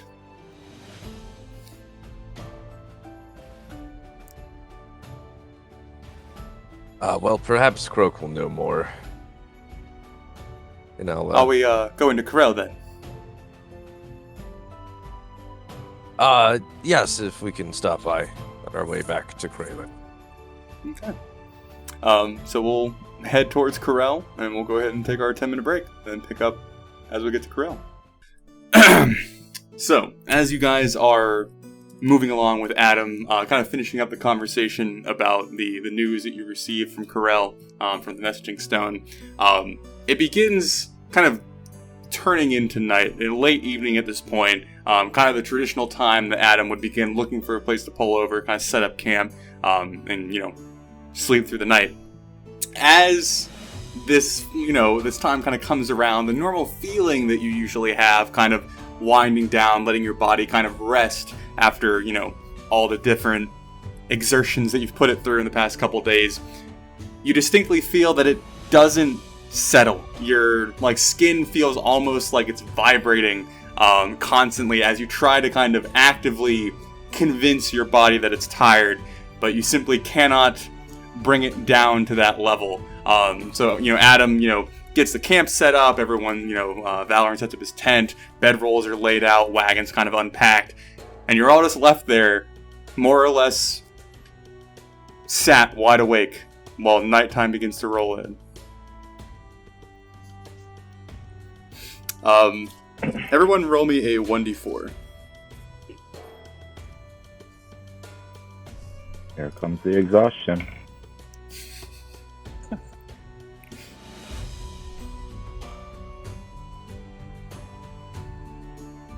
God damn it. So as you were all kind of sat there, in whatever various states that you find yourselves in with this weird effect kind of taking hold of you, Valoran and Jarek, you're up until around midnight, with that effect still kind of lingering until you can finally calm down enough to sleep. Rolly, you're going to be up until 1 in the morning, 2 in the morning, far past your companions. Adam is just not sleeping. He is sat still in his position in the wagon, reins in hand, staring straight ahead into the darkness, just full upright. Do we know it's because of this drink?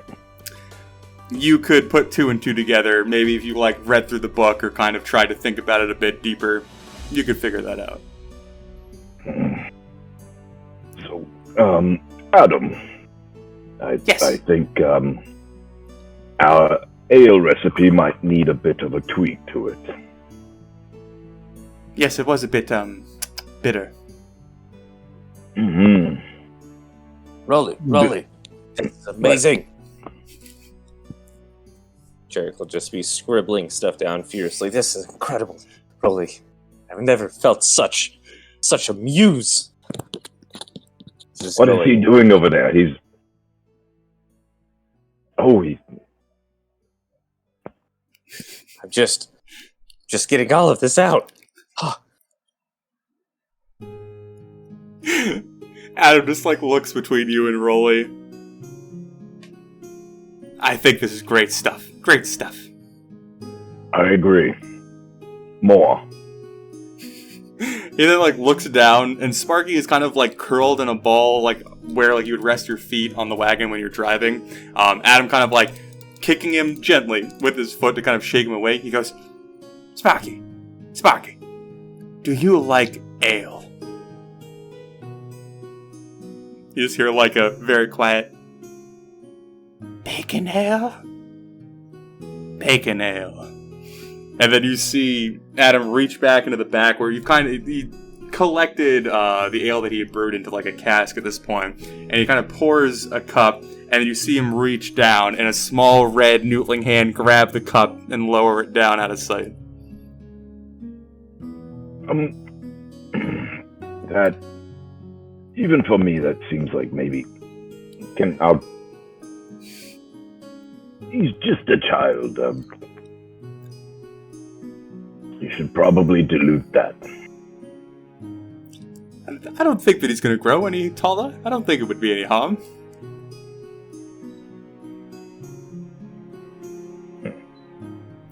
I'll put some water in it. He kind of grabs the cup, and you see almost baby grabby hands coming out from where Sparky is as he brings the cup back, and he kind of takes a water skin and dilutes it a little bit and hands it back to him. And then you begin hearing a...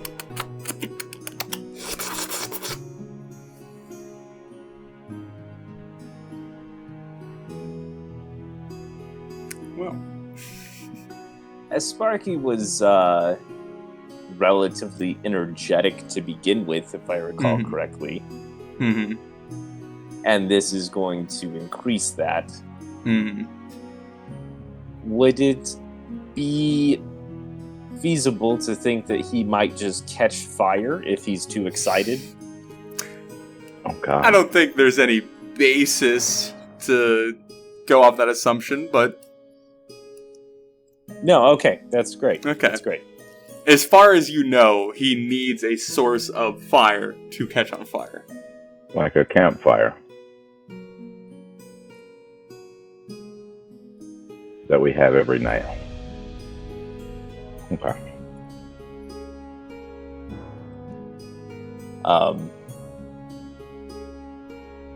I think Jarek, in line with his plans, try to convince Sparky to sleep in a barrel. Okay. And would actually like to try some experiments of feeding him and giving him lots of water to see just how much, what would influence more secretion. Okay. So that's your plan for tonight, is to try and get him into a barrel and then feed him? Yeah. I mean, maybe not in that order. It could be either, but... Okay. Okay, so after he's finished drinking, and you guys are still staying up late into the night, you could certainly coax him into a barrel with some sort of food. Yeah, I'll do some, Can I find any bugs? Can I scrounge around for some, worms? Certainly, yeah.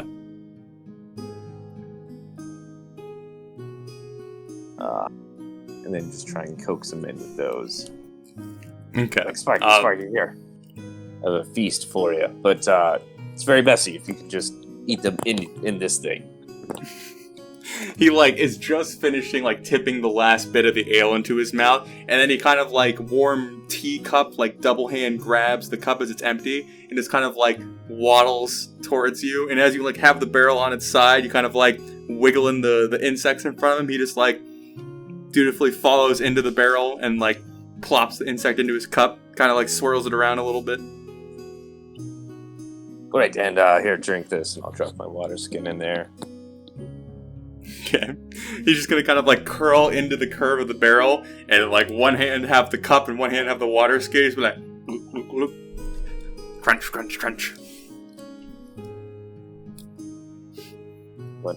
Okay. Okay. So once you are all able to sleep, I'm assuming you all do so. Anyone keeping watch or anything? Adam is still awake, by the way, if that makes a difference. Adam. Yes. We stayed up a little late tonight. Gonna need you to stay up and keep watch for us while we sleep, okay? Certainly. I do not feel my normal fatigue. Good fellow. Okay. Let's give Adam a perception check. Oh, fantastic. So, as you all find your way to sleep, the sounds of the night kind of helping lull you more and more in that direction. A couple hours go by, 3 or 4 hours maybe. It's kind of hard to tell for some of you how long you've been out or asleep. But you begin, as you're still like kind of gently being pulled from sleep, you begin to smell smoke. Like, you know, when you guys camp out, you know, there's a kind of general campfire smoke that you deal with, you know, all the time. But now you smell like a thicker, heavier smoke. Jarek and Rolly, since you are not in a tent of any sort, you can kind of just like roll onto your side and like peek your eyes open. And what you see is the barrel that Jarek, you had put Sparky in, has been moved to the campfire. He has set it in the middle of the campfire, him sitting up on top of it as it's been flipped upside down, and he is still holding the cup with your water skin that is now burnt and singed and kind of like catching on fire just the edges, and he's just sitting there very calmly, just like looking out around the woods. Sparky, no! Just looks over, he's like, light! Sparky, get out of the fire! Mage hands to one, grab my water skin where it burns up. Okay. Go ahead and roll a athletics for your mage hand. Let's see if Sparky can hold on to this. Oh, gee, workers. Okay. So as you, like, wake him up or, like, address him, he kind of, like, flinches a little bit and then begins, like, almost, like, berating you with the water skin, kind of like, it's my light! And as he's doing it, your mage hand kind of, like, sweeps in, grabs it, and kind of, like, flies away with it. He's like, eh! And, like, grabs the tankard that he still has, kind of clings that to his chest. Get out of there, go! I think Drake would run up and just kind of, like, push the barrel off the fire, as long as it's not in flames now. The barrel isn't, like, fully engulfed, but Sparky at this point is fully engulfed.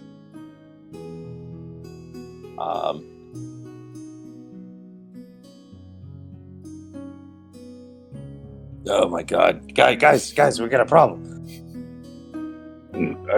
I think he's okay. It doesn't hurt him. No. Sparky, are you okay? Yes. Much light. Lots of light. Light, warm. Yes. Stay there. Keep the light where you're at, okay?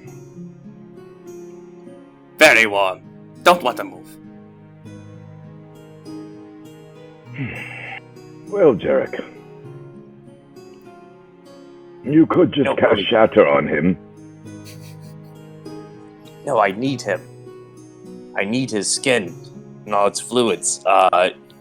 And I will prestidigitate to snuff out as much fire as I can, which I believe I can do up to a small campfire's worth. Well, it's certainly bigger At than a a time. campfire at this point. Because Sparky is actively fueling it with his body. Oh god. Can I kill the flames, like, within the actual campfire at the bottom? Yeah. Mother that. And, I think I'd probably just, like, holy water splash with my water skin to try and get him to go out. Okay. Once you put the fire out beneath him, you see him, like, look down in confusion and be like, "Why no light? Light!" Okay, no, that's... You said you would serve us. I need you to follow directions. Ugh. As you begin, like, flicking water on him, you know, little, like, sizzles kind of, like, tss, tss, like, bouncing off of his skin. Every time you put a part out, he just kind of, like, wipes his head and then slaps his hand back to, like, produce the flame again. As you begin speaking, he goes, "Bacon, then serve."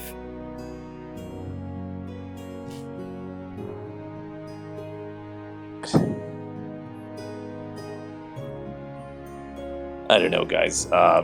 What did he said? Bacon? What? Oh, yeah, Rolly. I owe you a bacon sandwich, by the way. I took one of yours to get him to help us back when we were... Fine, I knew you took it. I thought you were just hungry. It's not what we're dealing with right now. Wait, Rolly, didn't you also get a bunch of honeyed pheasant sandwiches? Yes, but it's been quite some time. Those are... I got rid of them. I ate them.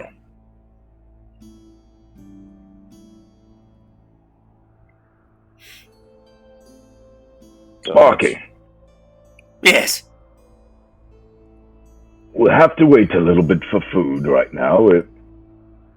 For the good stuff. We've got other things to eat, but no more bacon right now.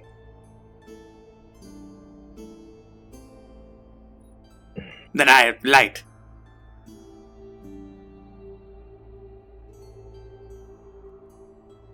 What? I light. Okay, you light. Right there. Don't move. He just kind of nods his head to you.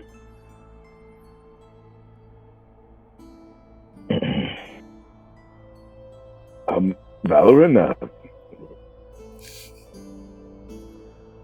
We can't travel with him like this, guys. oh no shit. Adam, at this point, who seemed pretty oblivious to what's going on, finally turns around and sees what's going on, looking around Jarek, Rolly, and Sparky. It's like, is he supposed to do that? Not at the moment. He kind of, like, hops off of his little seat, kind of, like, wandering over, and you see him pull out, like, the little, like, dagger that you guys had given him, and he kind of grabs it by the blade, and then starts, like, poking Sparky in the back. He's like, come on, and then, like, Sparky kind of, like, looks at him, huddles a little bit more poking, and, like, hops off the barrel and kind of, like, sullenly, still on fire, begins, like, wandering over towards the wagon. Adam begins, like, taking the back of his cloak and, like, slapping him out, which takes a fair bit of time, and, the cloak, like, catches on fire a little bit, he kind of waves it off, he's like, shit, like, knocks him a little bit more, eventually putting him out to the point where he's just kind of, like, slowly smoking. He's like, back up in the wagon, go, Sparky's like, how am I bacon, god damn it, and he, like, curls up into the foot. Don't forget to scrape his skin clean. I will try my best. I think maybe that might be a bad idea, Jarek. As we've just witnessed, it's not entirely controllable, this little fellow.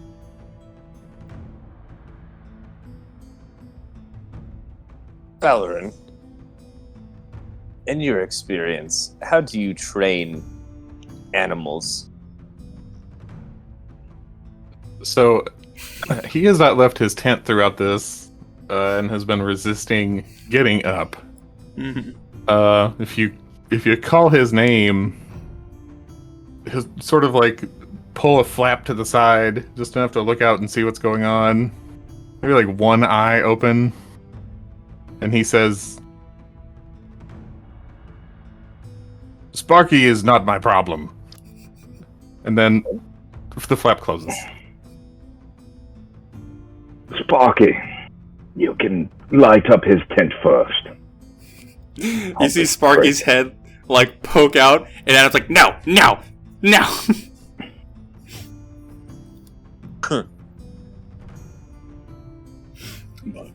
Otherwise, you all find your way back to sleep yet again. The rest of the night going rather uneventfully, and then wake up the next morning to begin heading to Corel. So, anything you guys want to do before you arrive at Corel? Scrounge up bugs. Okay. Sounds good. Okay. So, let me make sure. Yes.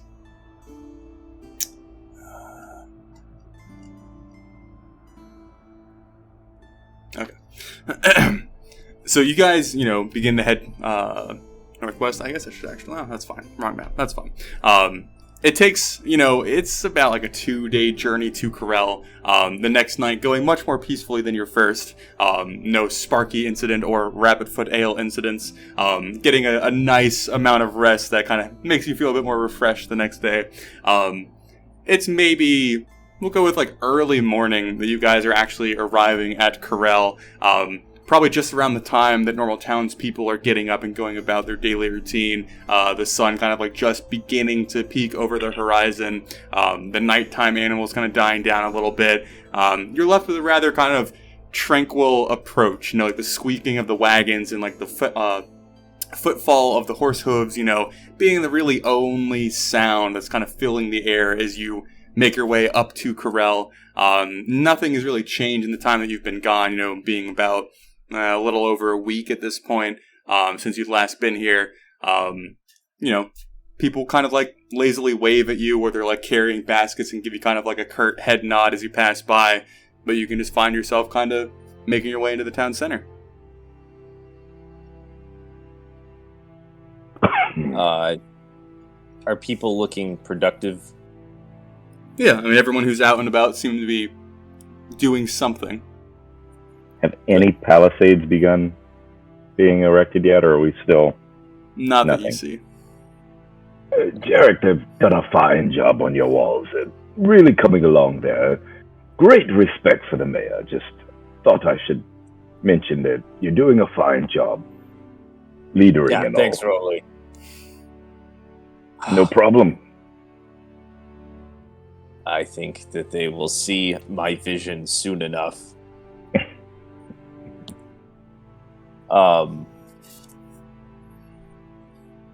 And actually, I think Jarek would turn to the rest of the group and kind of hike a thumb over towards Sparky's direction.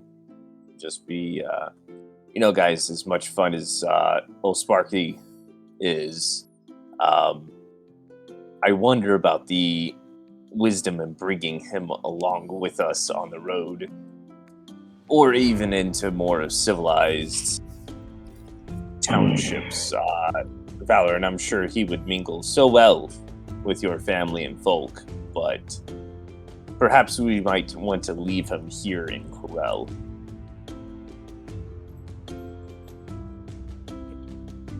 It was never my intention that he'd stay with us forever anyway. But he's such a companionable little fellow. And he quite has his uses. I mean, we saw how he burnt up those knolls and...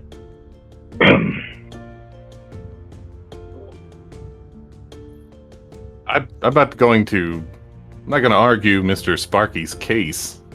I have no desire to see him harmed, but I would imagine that he'd be happier among his own kind. Which are where? Do we know that he doesn't know? Salmon always know which direction to swim. Well, he did live his entire life up until that point in that tiny cave, so I don't know about that one.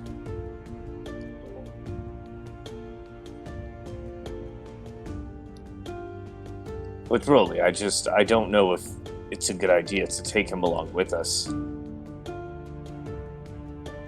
I mean, all I'm saying is that he's friendly enough, he's not evil, and he's helped us before, and quite gets along with Adam, don't you think? And Adam he took charge and dealt with him when we did nothing. Two little small minds thinking alike. Fun to see, really. Don't know if I'd call my mind small, but I get the sentiment. Adam, you were the one who dumped out my grandfather's ale. It's a very small-minded thing to do. We'll ask you for your opinion when it's required. In any case,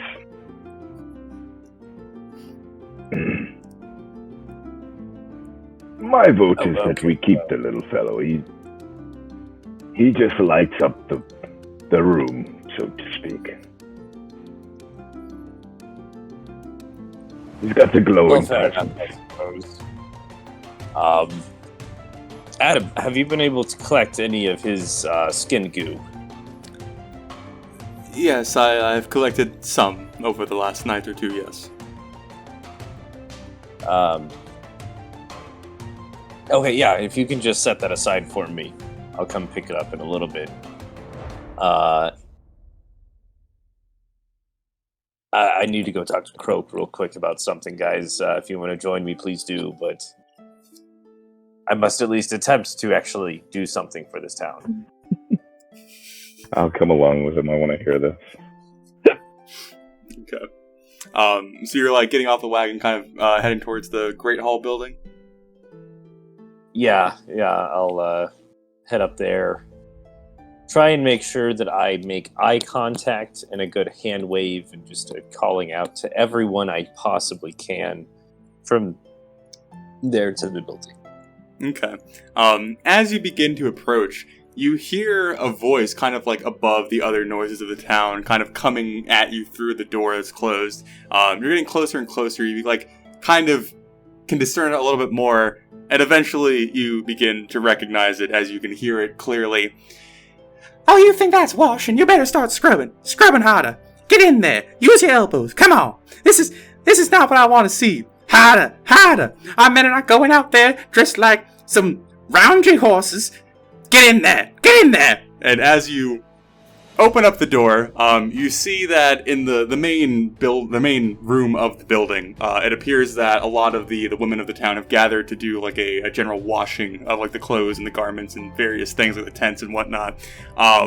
Your lovely wife, who is in the zone more or less of making all of this happen, wash rag over her shoulder, a bit of dirt and grime on her cheek, hair pulled back in a ponytail, is just whipping all the women into shape who are sitting there like furiously scrubbing out stains and like slapping things over. It looks like, as you take a small glance around the room, Croak is back at his desk, head down, as far as it can go, as he is like completely blocking out what is going on around him. Nudge Rolly and be like, such a bonny woman, I do say. Is she actually working, or is she just making other people hop to it? She is overseeing activities, but not partaking. Yeah, she's quite something, really. Really something. Such a lucky man to have her. Probably call out to her. We're very excited, Be like, baby, I'm back. As you go to call out, she would like turn and quickly like her like face would light up a little bit, and then her hands would like quickly start like rubbing over her clothing, trying to like make herself as presentable as she can in the small time frame. Like, oh my honey bun, oh, and she begins like stepping over like the piles of dirty laundry and kind of like hip hopping over the woman to you. Eventually like running up and kind of like pulling you into a big hug. She's like, oh, I've been so lonely this past couple of days. Oh, where have you been? Jarek, do the typical returning husband from being out, and, quick hug, kiss on the cheek, and, oh, baby, you're doing such a great job here. And then he'll call out to the other women out there and just be like, ladies, you're learning from the best. Pulaski, you should show them your square angle technique whenever you scrub. Ladies, you have to just watch her do this, baby. Just go show them all your tricks and like try and push her to go do the physical work because he truly believes that she's the best at it. Okay. As you call out to the other women, expressing that they are learning from the best, you hear a collective, but then Hulaski quickly like whips her head around, and you see her eyes like dart across the group, and they'll go, "Oh, sorry, just keep going." And then as you kind of like lead her to water, figuratively and literally, she kind of like gets down, like grabs him. She's like, "Now I tell you, I've been doing this for years," and starts like scrubbing away. And it's clear that like her technique's all out of whack. Like her like physical effort being put into it is like super inconsistent. So like half of the scrub is good, and the rest is like this like slimy push across the waterboard. The other women just kind of like, as she does it, not daring to say a word. I think Jarek thinks it's the greatest thing he's ever seen. Full of nothing but praise for his recently reacquainted wife. I'll just clap her on the shoulder, like, "That's my baby. You got it. I've got to take care of some work, but maybe before we leave, we go break in the new house, and then head over to Croak." Okay. As you begin to approach, having seen you when Hulaski called out to you, he's like ready for you to approach, kind of like sat back in his chair, hands kind of folded in front of him. "Oh, boss, welcome back. I imagine another successful adventure in the belt." Secretariat, Croak. Yes, it was very good. I need to talk to you about what you sent me there a few days ago in the leaning close about Armos. Yes. May I say that you're not quite the best at two-way communication. You know that your stone can send a message back. Yes, of course. I was busy, Croak. Oh yes, I'm sure that you were very busy, boss. And well, Croak yes. was busy making those palisades as well. Master Ole, your humor is as high as ever. More low humor, really, but yes, Mayor Jarek, we should step outside to discuss the recent occurrence. Agreed. And I guess Jarek could probably put an arm around Croak's shoulders and start steering him towards the door. Call out, "Rolly, you're a lot smarter than me. I could use your input." And Valoran, are you in there with us, or are you hanging out kind of in the square of the town? He didn't come. He's staying by the wagon. He might go see if there's somebody selling apples or something that he can feed to Belgrade. Okay. But yeah, so you would lead, or Croak and you would move outside. As soon as you step out, he like brings his fingers up and kind of like rubs his his forehead. It's just like, "Oh, boss, they've been doing laundry for 2 weeks now." Well, it hasn't really been 2 weeks, but it seems like 2 weeks. Well, I would imagine, back in the tavern, we did laundry all the time. I can't imagine a day going by without more laundry. He, gathers that you don't understand how bad the laundry situation is, and just kind of so, Amos, yes, would you like to see where we found him, boss?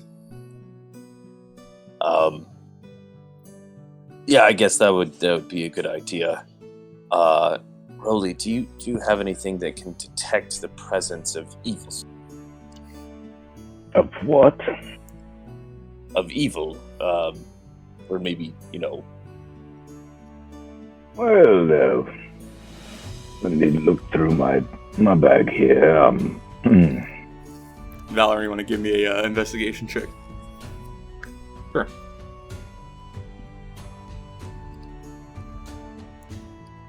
Oh, damn. Okay. Feeling good. I could, but I would have to prepare it. Would tomorrow be too soon or too late? It depends. We'll see how important it would be.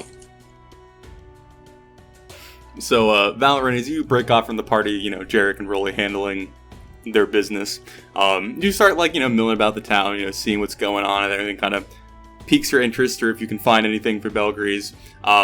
As you were kind of moving around, you see it would be generous to call it a stall. It's really a lot of loose timber and scraps of what you would use for construction, kind of heaped in a shelf type looking piece of furniture. And there are two children behind it. They have gathered up bits of discarded kind of rotten fruit that their mothers didn't think were good enough for consuming for that evening's meal. But there's also kind of a small burlap bag with 3 or 4 crab apples in it that had obviously been picked a little bit too soon, but are there. As you're glancing around, it's a small boy and a small girl. As you walk by, the girl goes Oh, well, you look very, very wealthy. You want to buy our apples?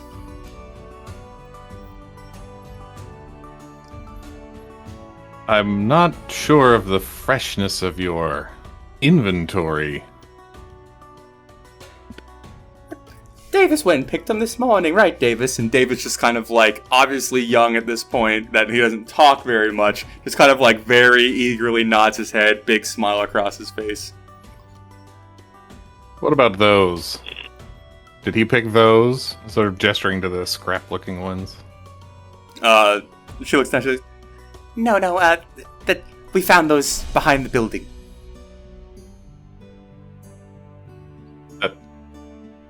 That makes them trash, No, no. How much? My mother says I'm excellent businesswoman. Excellent. So we will barter. Indeed. So she kind of stands up, having kind of sat against the wall of the great house, and begins spreading the apples out, trying to make them presentable, but really just kind of rolling around these kind of dingy looking crab apples, and then eventually points at them excitedly. She goes, What is your best offer? We kind of make a little show of picking them up and looking them over and squeezing them and smelling them.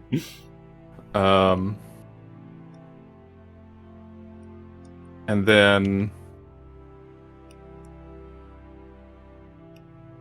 I'll tell you what. You'll never get an offer like this again. But I'll give you a copper apiece. As you say that, you see her eyes get really big, and she looks over at David. She's like, David, hold it. I don't know. Hey, just, Rolling, I don't think you're here, Rolling. I was just wondering if I was going to have steak for dinner tonight. She kind of, like, looks down the apples, looks up at you. Capo and a half.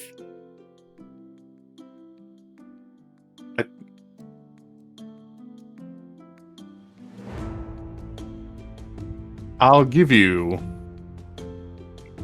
50% more on top, but that means I get the crab apples, and then you take the other produce and find someone you know that has a garden and give it to them for compost.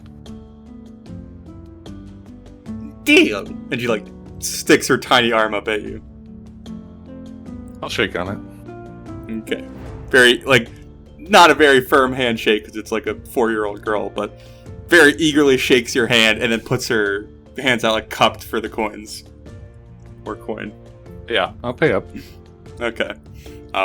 Yeah, so she'll very, eagerly hand you the crab apples and then begin, like, berating Davis to start picking up the rest of the rotten fruit to find someone to give it to. How many crab apples are there? Like 4 or 5. We'll go with 5. Okay.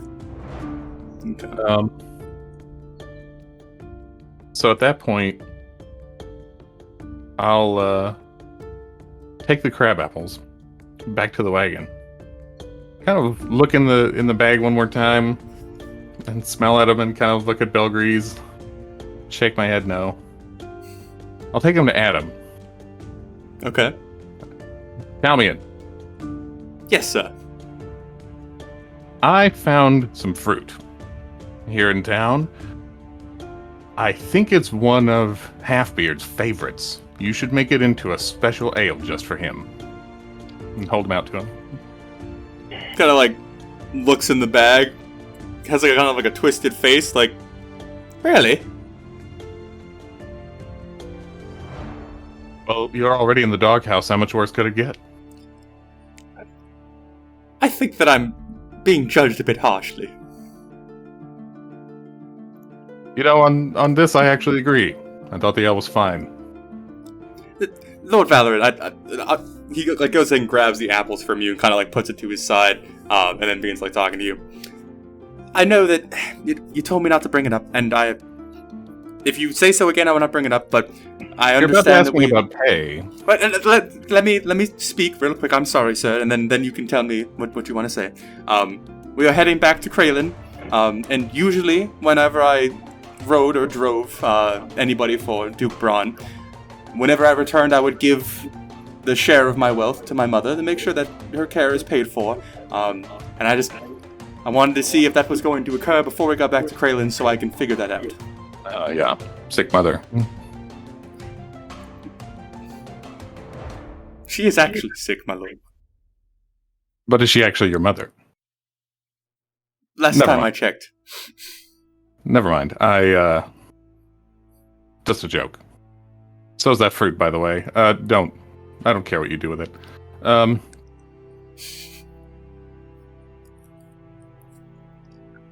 Yes, fine. When we get back to Kraylin, you'll get your wage for the rest of this month. That is all I wanted. I thank you very much, my lord. Of course. Does Jarek not like me?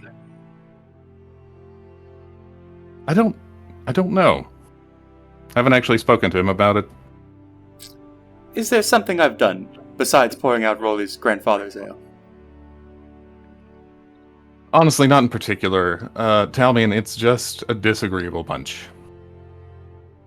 I've been getting that. Don't think about it too much, and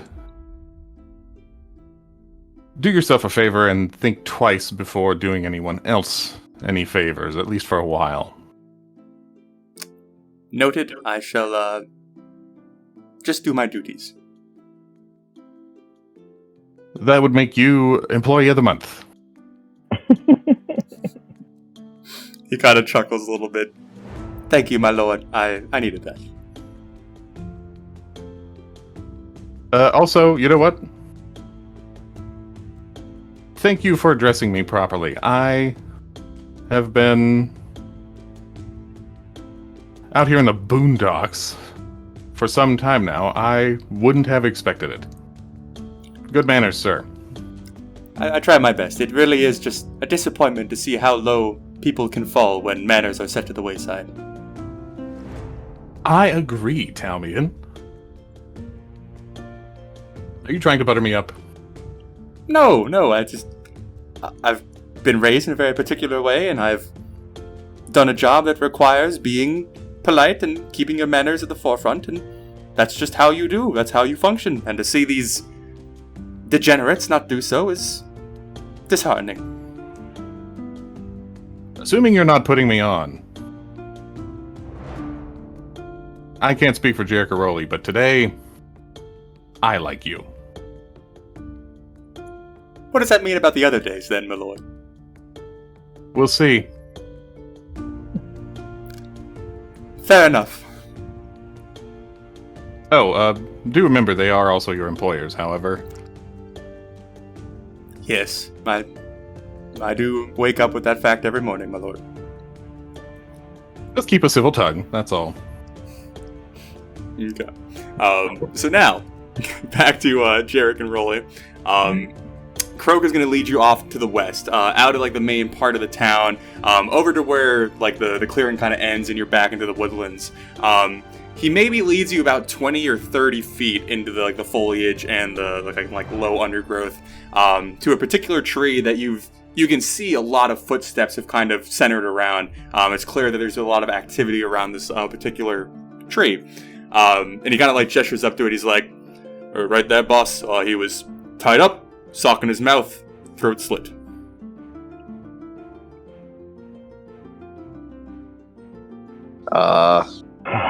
Wait. So he had a sock in his mouth and his throat was slit. Yes, that's how we found him. Why would they do both? Well, I think I may have mentioned it to you, boss. He was not, well liked.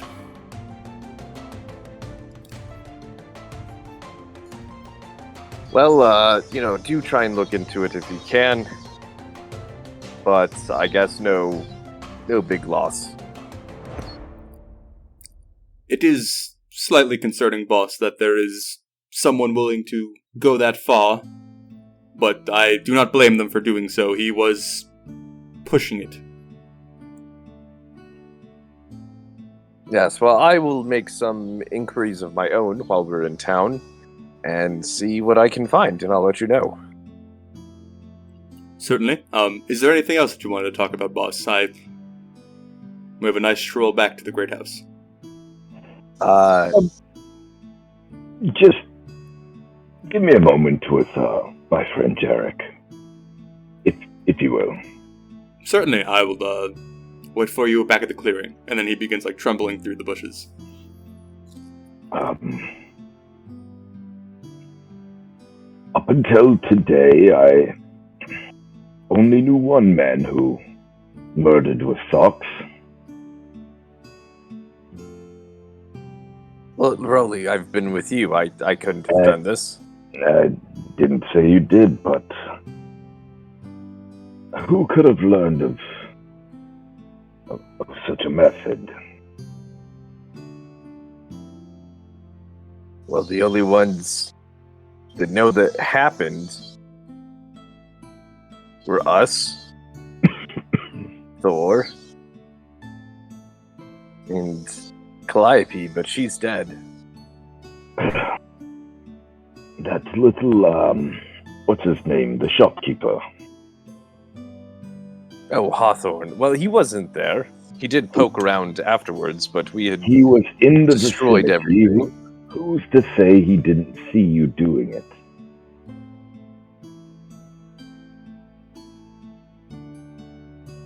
Really, do you think he's the one who did it? Well, I would say I've got very little to go on, but assuming it wasn't you with a very long mage hand, I would keep my eye on him. Something doesn't quite sit right with him. And again, he was the only one that was even remotely in the area.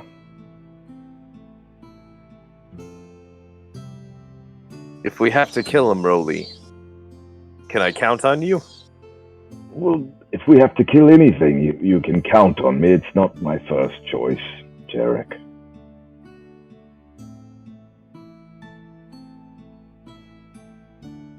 Fair enough.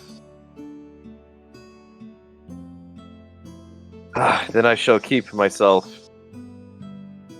with a watchful eye. Very not bode well disturbing for me. for any of us.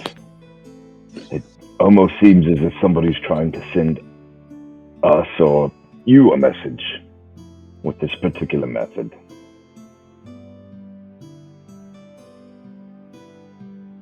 I wonder if it could have been. And Jarek will rub his stomach a little bit. My oh so gracious benefactor.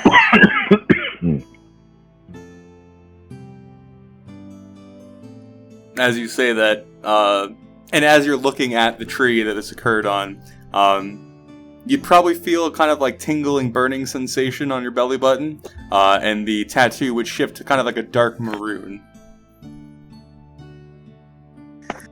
Yeah, no, fine. Yeah, I gotcha. Ow. Fuck. Kind of rub that tattoo a little bit. Maybe not then.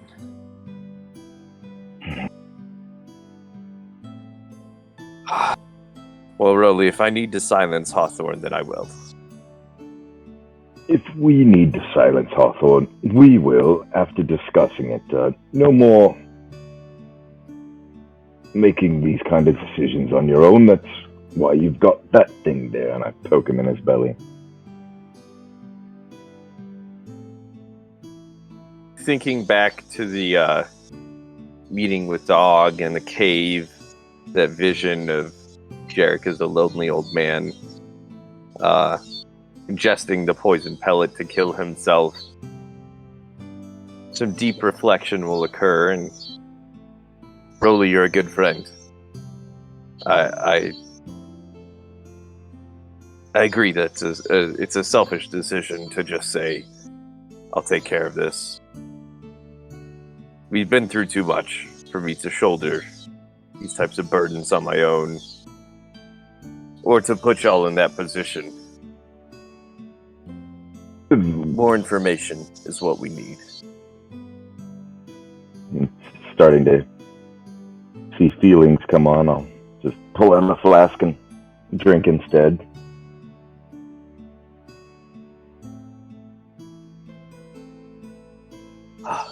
Thank you, Roly. I needed that reminder of reality. If you ever need more of a reminder, just look down. It's right there. Your belly. Well, due to the curvature, I can't quite see it unless I, flip it upwards, but yes.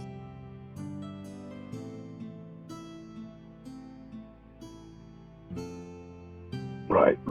Well, in light of this, I might need to go talk to my townsfolk, Roly. Perhaps could you go entertain my wife with some stories of our latest adventure? Yes, of course. I'd be happy to.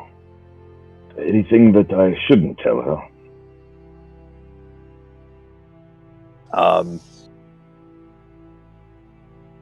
Nothing about, I'll get flustered and blush, and don't tell her about Hypatia, please.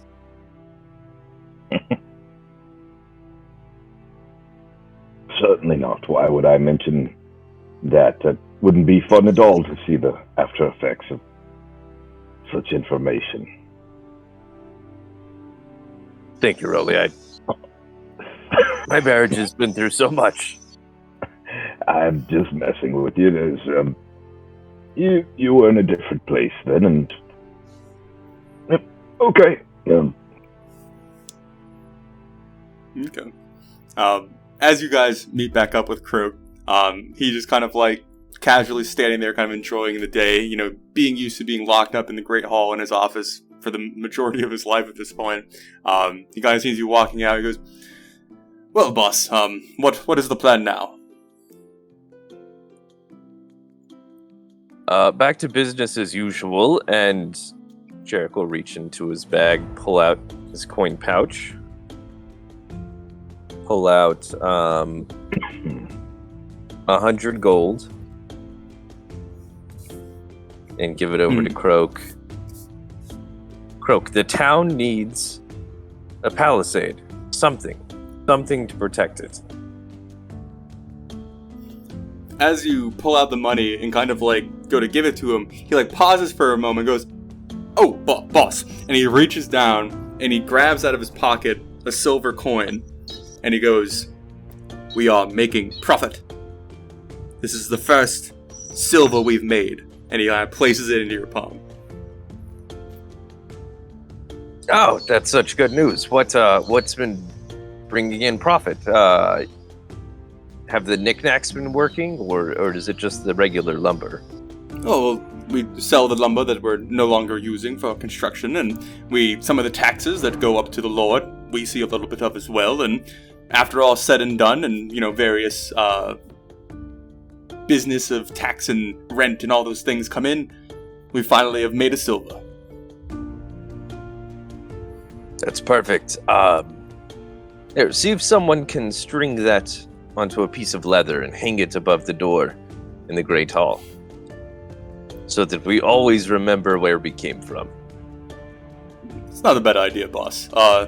But this does broach the topic of if we want to start any new projects or pursue anything such as a palisade, injecting some financial aid would be necessary. And the 100 gold that you have is a welcome sight, but it's a drop in the bucket when it comes to getting a town back on its feet.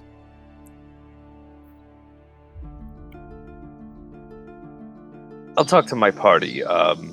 My personal funds are limited, but I'll see what we can allow. And I'll let you know this evening. If it would help, boss, I can write up some calculations on what it would cost and what we can do with the money, if you would like. Yes, that would be delightful. You can get on that. And then another topic to broach, since I haven't heard from you since you've arrived.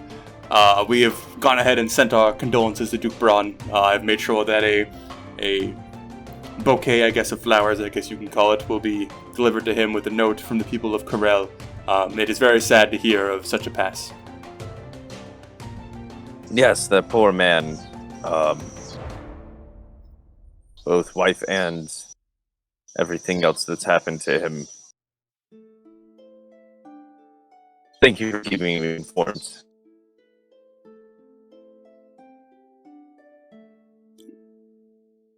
Did you cut out there, Jerk? Are you there? Oh, there you were.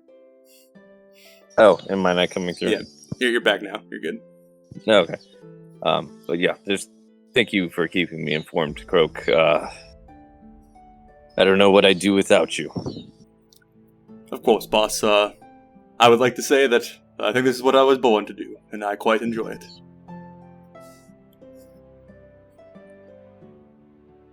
Well, Croak, I'm going to take a stroll about the town, and I certainly don't want to get in your way of administration.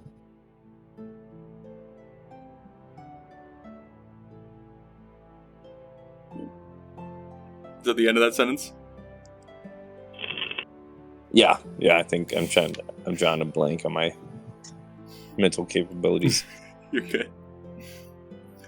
Don't worry, boss. Go ahead and do as you wish. You are the mayor, after all.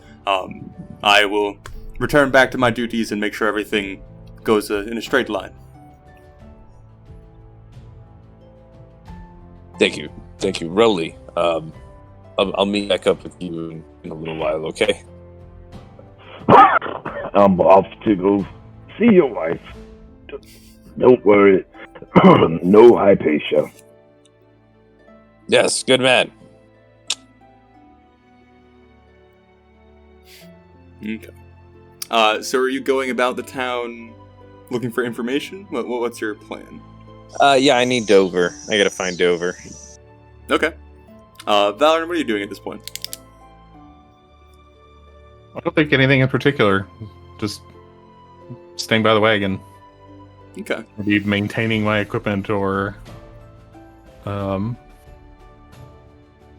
sitting tight. Gotcha. Okay. So Jarek, you would know at this point, this time of day, kind of getting towards noon, Dover would more than likely be at the lumberyard, where you know that he works. If you wanted to go there. Yeah. Go check out the lumberyard then and see if I can find him. Hopefully alone. Mm-hmm. Okay. You approach the lumberyard, and thankfully, some mercy from the gods. Old Greg is not in the middle of the lumberyard this time. He's off doing something else. So you silent prayer, thanking whoever made that happen. And you start looking around the actual workers in the lumberyard, and you do see Dover kind of off near where the newly fallen trees are being collected, and he's beginning to strip the bark from them. And he's more or less alone. Jarek would approach from behind. Mm-hmm. As he walks up, place a hand on Dover's shoulder, and in a quiet voice, just say, "My prime, I see you have taken my instruction to heart." As you place your hand on his shoulder, you can kind of see the edge of his face from your positioning, and you see him jump ever so slightly, but as he recognizes your voice, you see a wide smile growing across his face, and he just begins nodding. He goes, "Yes, Jarek, yes.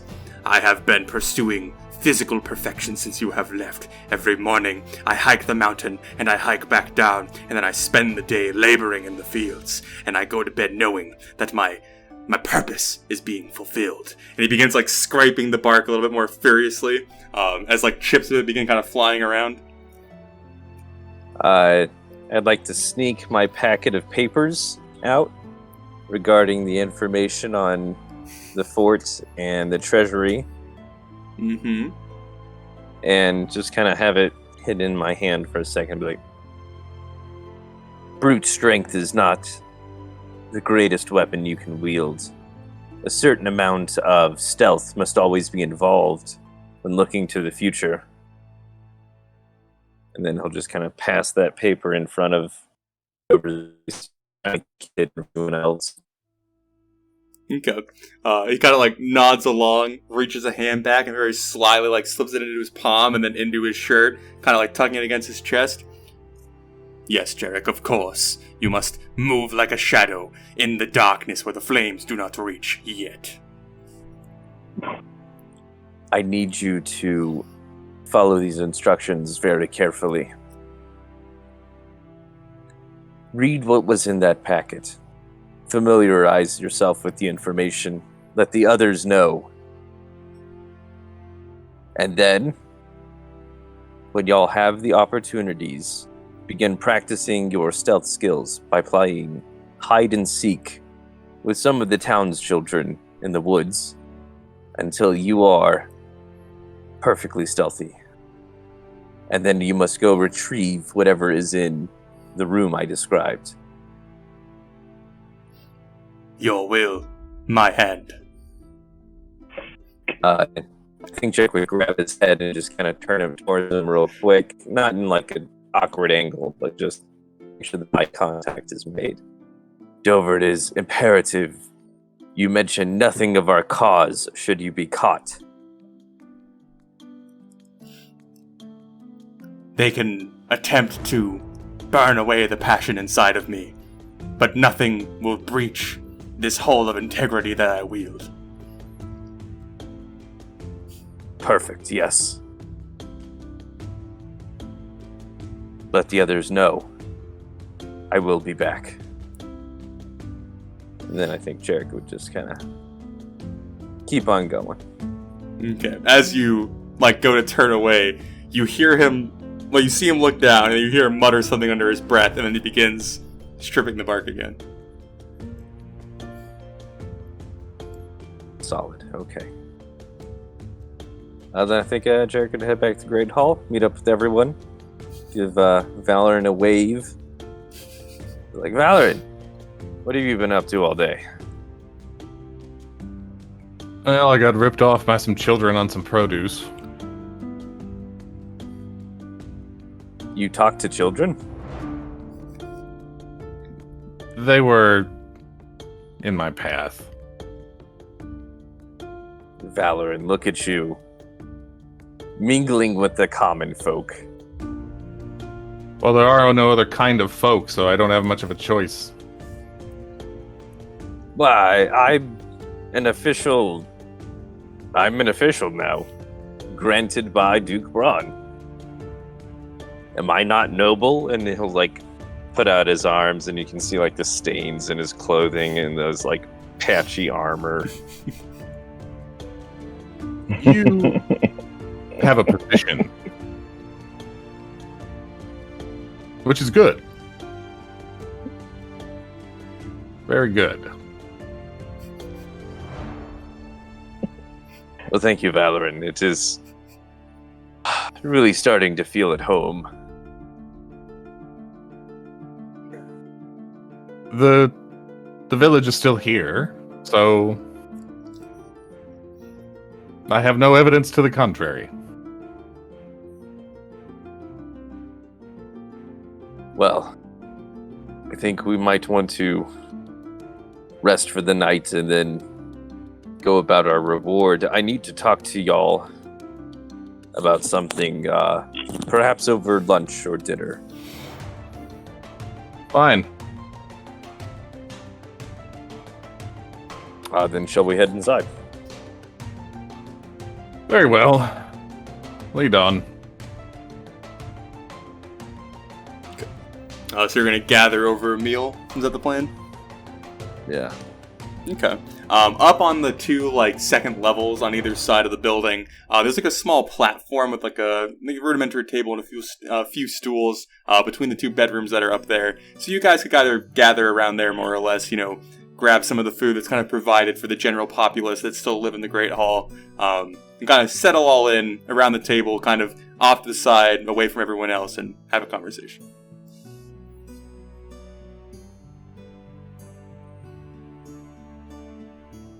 So I think I'd wait until you guys were mouths full of food and you're, busy eating, and then just kind of broach up with the subject of,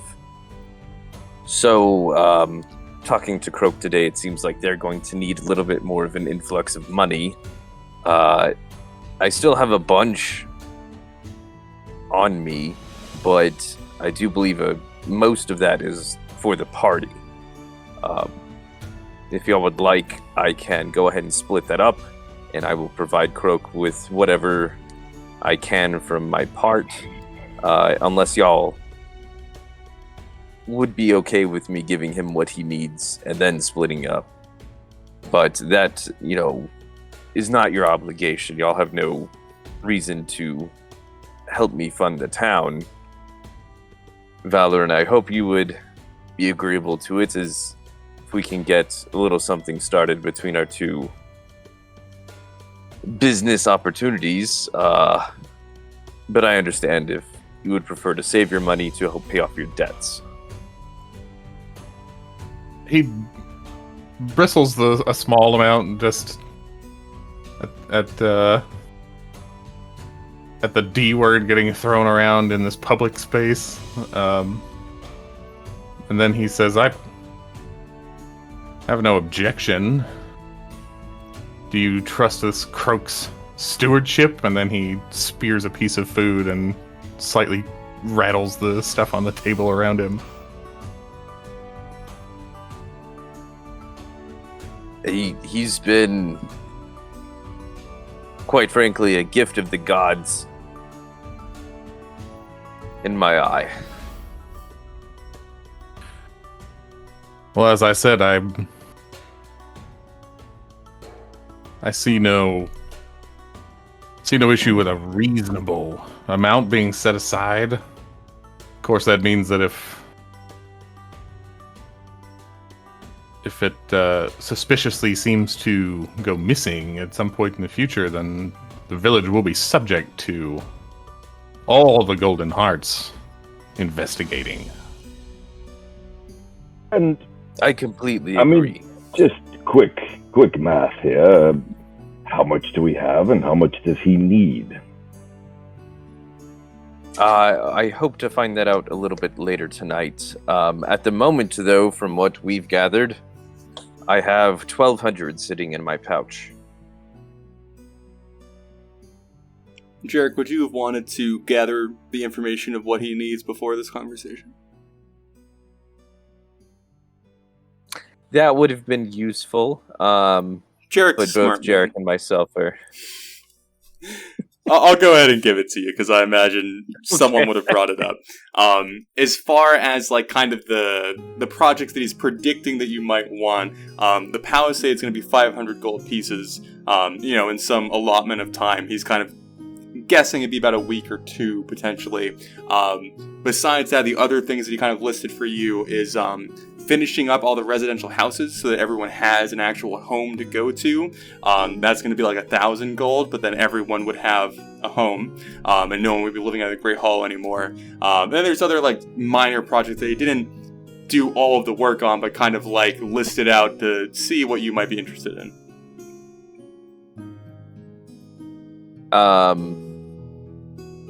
The main things I would be interested in would be infrastructure type of things, grain storage, warehousing, any type of sanitation facility. Because at this point I assume they're probably all just shitting in the woods. So I'll bring up some stuff for you out of session that you can look at and think over and that kind of thing. But for now, that's kind of the rough amount of money you'd be potentially looking at investing or moving around or whatever. Otherwise, if there is no money given to the town, they would just build up their profit of 1 silver piece a month at this point, until they can do something with that. Okay. So yeah, they need a lot, way more than what I have on hand. Thinking, if y'all want, I can divvy out, say, 200 gold to each of you, and then I'll use whatever is left over to assist with the town.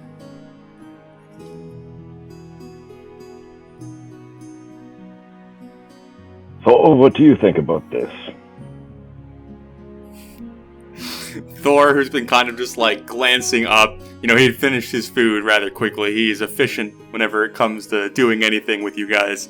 As he's addressed, just kind of like looks down, looks up at Carl, and Carl like does the whole like hand to eye thing with Thor. Goes, I don't know. I don't know how much I need. Jarek handles my money.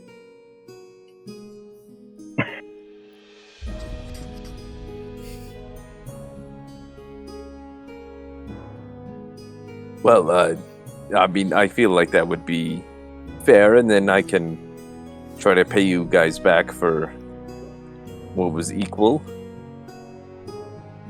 Well, I assume that it's an investment, all things considered. We pay a little towards it now. You don't need to worry about paying us back. Jarek will be paid back by dividends from the profits of the town, I'm assuming.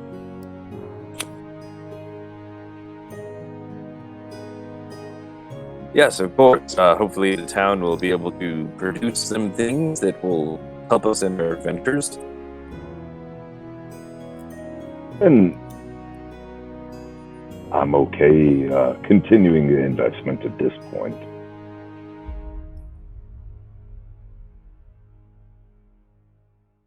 Thank you so much.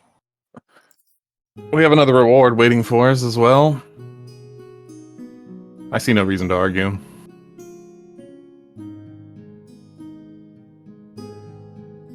You're very generous. Thank you guys. And Jarek will have a single tear. This means so much to me.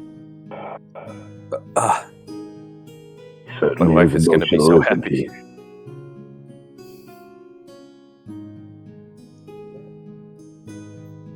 Well, you and now in some small fraction, the rest of us are responsible for the people here. It's only right.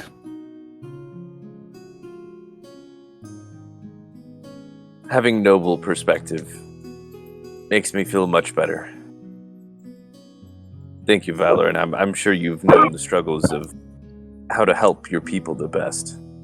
What does he mean, noble perspective, Valorant? Well, Is he a noble now? he's referring to me. More specifically, the perspective that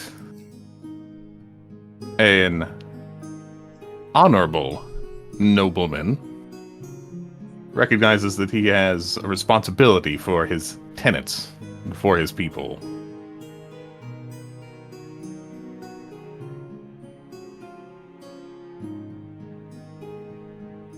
Of course, not every landowner or titled individual sees it that way, but it's the way it's supposed to be.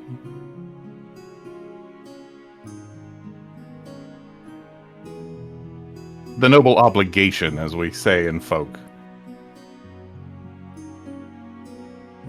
Quite well put. Jarek will hold up his mug and go to toast Valor and just kind of hanging out there.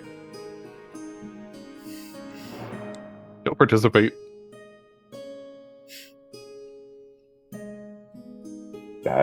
Rolly would obviously always drink. I don't even know if I was included, but it seems fitting for Rolly to include himself.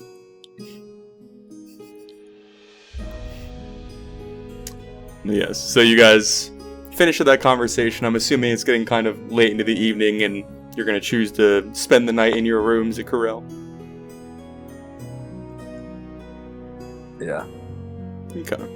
So, you all find your way to your rooms after discussing the economic venture of Corel, finding your way to sleep. Jarek, I'm sure you find your way to your wife.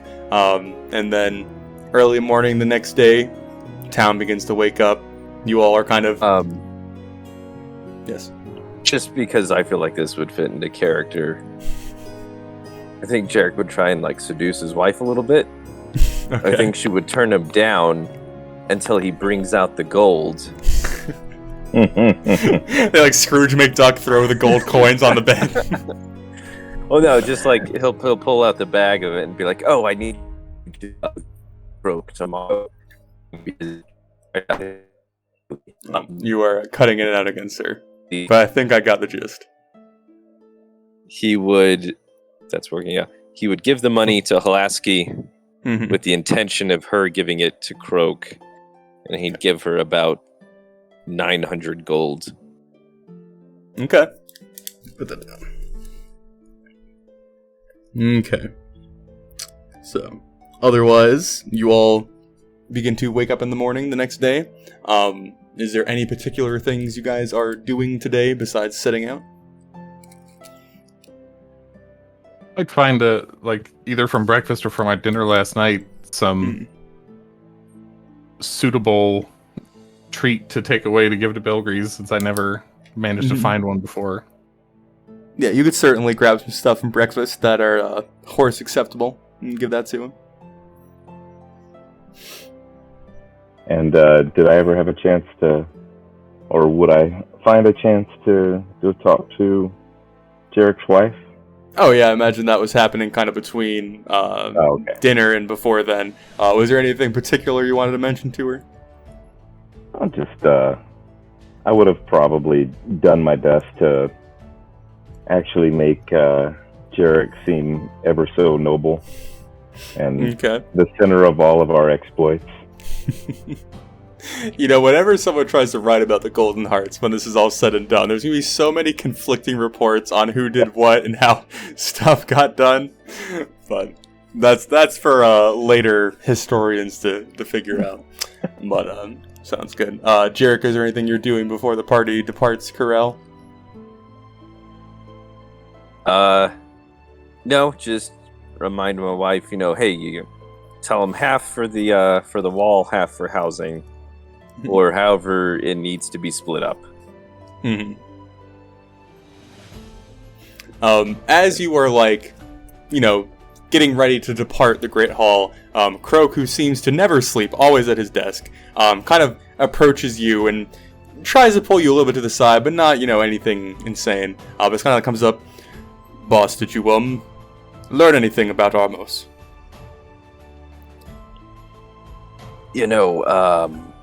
I have some suspicions, but I think I need to look further into them. But I will keep you informed if I come to any conclusions.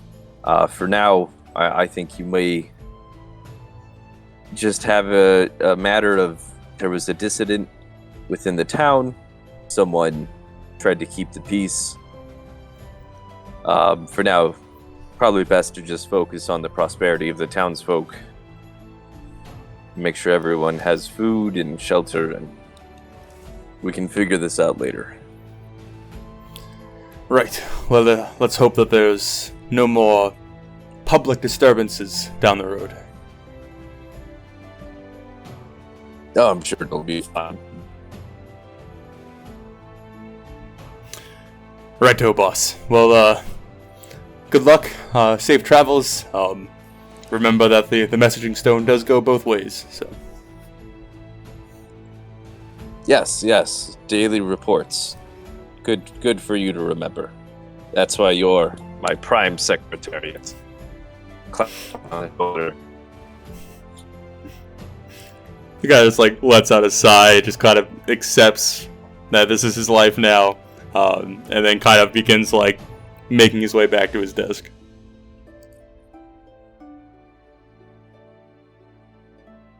Good man. Okay. So you guys all gather back up with Adam in the wagon and then depart for Kraylin? Yep. Okay. So, here to Kraylin, it's about a 2-day journey, give or take when you're leaving, but it's early morning, so you could potentially get there tomorrow. We'll see how it goes. But yeah, you set out from Corel, again, going down the very familiar road that you've traveled up and down various times in your adventure. Just kind of, chatting with Adam, Sparky kind of getting into small disruptions, but nothing too out of the ordinary. And you guys, as it reaches night of that day, kind of settle in for camp yet again. Adam finding his place, now able to sleep properly at this point, has kind of become a process where he will bundle up Sparky in almost like a swaddling, is that what you call it? When you wrap a baby really tight so they can't do anything. He kind of does that every night, taking a cloak and then doing that. In the morning, he wrings out the ooze of that blanket into a barrel, and it's become a process that he does more or less. But yeah, so you guys are settling in for camp for the night. Anything that you're doing, watches you want to take, anything like that? So Valoran will look for a moment to have a conversation with Jarek, not a private one, just sitting around the fire or whatever. But he says, Jarek, I've been thinking, I'm suspicious of what it will mean for the sergeant and those troops back there to be moving into that fort. I would like you to compose a ballad about what we did there that you can introduce to the population of Kraylin as soon as we arrive. Oh, yes. I had quite the night of inspiration with Adam's ale there. I had it maybe a third of the way done, but I put my mind to it for the rest of the day of travel, I'm sure I could pull up something to at least get the process started. I think that if we're to be a successful company, then people have to know our deeds. And in this instance, if we don't tell them, the sergeant won't either. No, you're right. We do deserve the credit. And it will go very well if I can sing something as we present the head. When we turn that in, when we visit a tavern, anywhere you feel like singing, really. Sure. Clap Valorant on the shoulder. I always feel like singing, of course, yes. Well, then in this instance, we can put it to use. It is a little annoying that at this point more people aren't, at least locally, aren't recognizing us. That gentleman should have at least heard of us. Oh, to be fair, Rolly, we have changed our name a couple of times.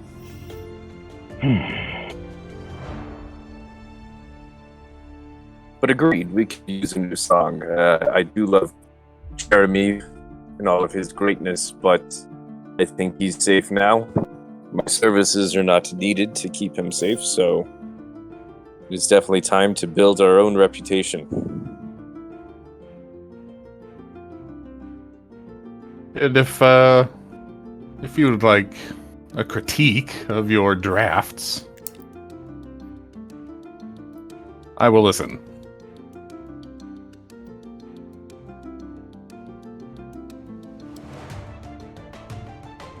Well, I was going to call it the Crystal Blade of the Dishonored, but if you have any better ideas, I'd gladly hear them. Why the Dishonored? Horntar. Because I can... Well, no, I can rhyme more things with Dishonored than I can with Mutilated or Homtar. He's the Dishonored. Right? Right. Well, it's okay, and maybe a little confusing because the Crystal Blade is not his anymore, it's Thor's. And somebody might think that Thor was dishonored, and How about this? The Crystal Blade of the Dishonored, a Golden Hearts adventure. But what does my colon have to do with anything, Valorant? It's punctuation. Well, it's punctual every morning. It does its thing, but I can attest to that. I've heard you across the clearings. It's quite glorious. Okay, well, quite not my speciality. You two get after it, then. Good luck with your dishonored colons. Jarek, you understand what I'm saying, right? The two dots. You read and write. yes. Well, of course I could read and write. Why would you suspect otherwise? That's just... Well, I thought a dwarf of the cloth would also be able to read and write, but I apparently thought his a experience is more noble limited. might be able to see through my... I'd mumble under my breath, and I thought a noble would understand when he was being fucked with, but clearly not. That was for me, not for them. Okay. Theater whisper. So, as you guys are having this conversation, Valorant and Jared going back and forth, very faintly in the distance, it's evening at this point, like the moon is about to come out and it's pretty dark. You hear like a kind of cheerful whistling, kind of growing that's off in the distance, kind of just drifting down the road towards you. Does it sound like Hawthorne? Don't know how you would discern that, but there's nothing that indicates that it's Hawthorne. It's coming from the direction you're heading. How late is it? It's late. It's evening. It's like 8 or 9 at night.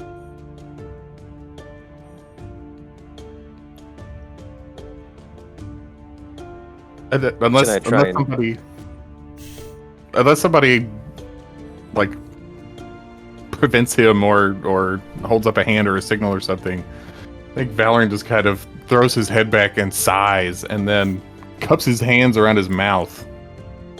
It says, "Come forward and announce yourself, or turn around and go away." As you call out into the darkness, the whistling stops for just a moment to hear your words, and then once you stop, you hear the whistling pick back up. It's steadily growing closer and closer. I mean, it's still a fair distance away at this point, but they are approaching. Can I hide in the bushes? Sure. Go ahead, give me a stealth check for that. Alright, the rest of you waiting. I'm grabbing my weapon sort of half-heartedly and grumbling about how not one good thing has come from these nighttime campsite visits. And I'll start. I can hear the whistling. Yeah. Yeah, I'll just start mimicking the tune, Okay. whistling back. Gotcha. Jerry, that's a 5. Okay. As you kind of wait it out, Rolly, you begin harmonizing with the whistling as it continues to grow closer.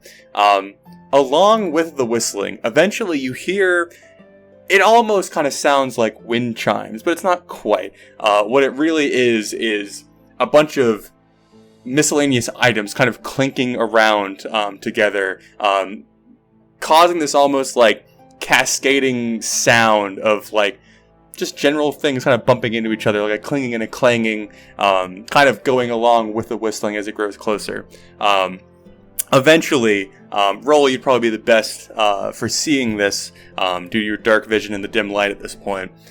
Coming down the road is what appears to be a hunched over elderly woman, long white hair that kind of like flows from her face almost down to her knees, but she's like hunched over, so it hangs kind of in front of her body in this weird kind of veil. On her back is this large concoction of almost what looks like a hiker's backpack with like rigid material holding up a lot of the items, but then off of the backpack itself there are tons of various doodads and bobbits hanging from it on bits of leather and strings and like a small chain and like pendants and small cages and whatnot that kind of like cling into each other, and she's just kind of steadily making her way down the road, whistling in this kind of low tone, just about ready to pass the party, maybe like 30 or 40 feet down the road from you guys.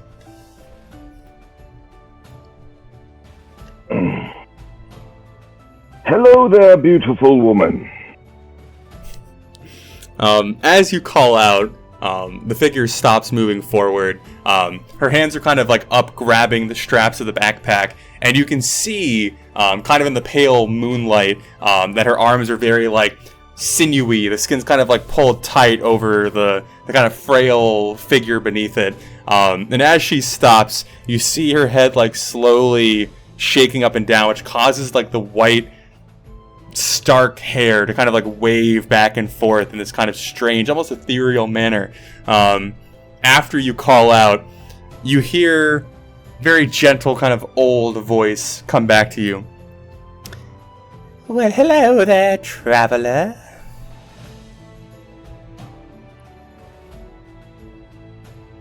Come and stay a while. It is not often I am invited in. And she kind of like shuffles forward, maybe another like 10 or so feet, and then she stops, and you see her like straighten up a little bit more to the point where her hair kind of like parts across her face. And as you see her, like, kind of straighten up and look, her eyes are completely white and milky. There's no pupil or iris there, not even like a dull version of it. As she stares straight ahead. Oh, who are these 6 handsome men I find myself with? We have Beard at your service, and various others of the Company of the Golden Hearts. She begins, like, shambling towards the camp, like, very easily, like, discerning where to go without running into anything. And she doesn't turn her face to address you. She just kind of continues looking forward as she walks. It is lovely, Roly Halfbeard. That is a rather stout name, I must say. I am Werderlo the Wrinkled. I'm certain you've heard of me. No, I've not the pleasure, but fascinating, I'm sure, and please take a seat. We've got some rather invigorating ale that my companion has brewed. Would you like some? No, I do not drink. It dulls my gifts. I can see that while your eyes may seem cloudy, you get along quite well. Yes, my path is dictated by the spirits of this world. Is she within 60 feet? Yeah. Divine sense. Yeah.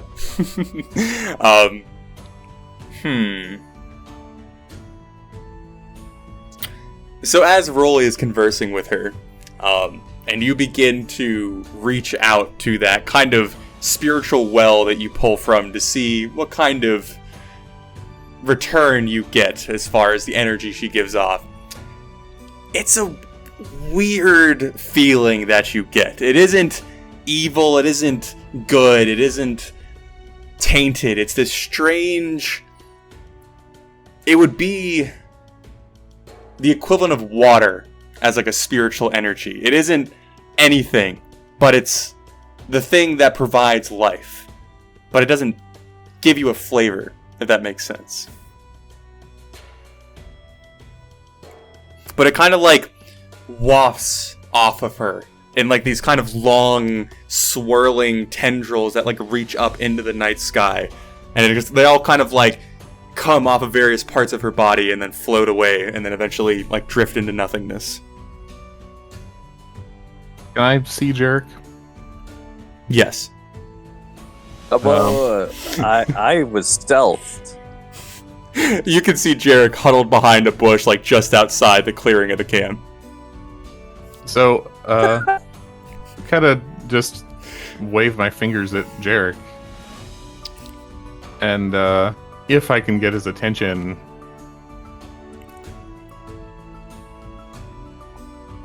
You're gonna look at the woman with the scope?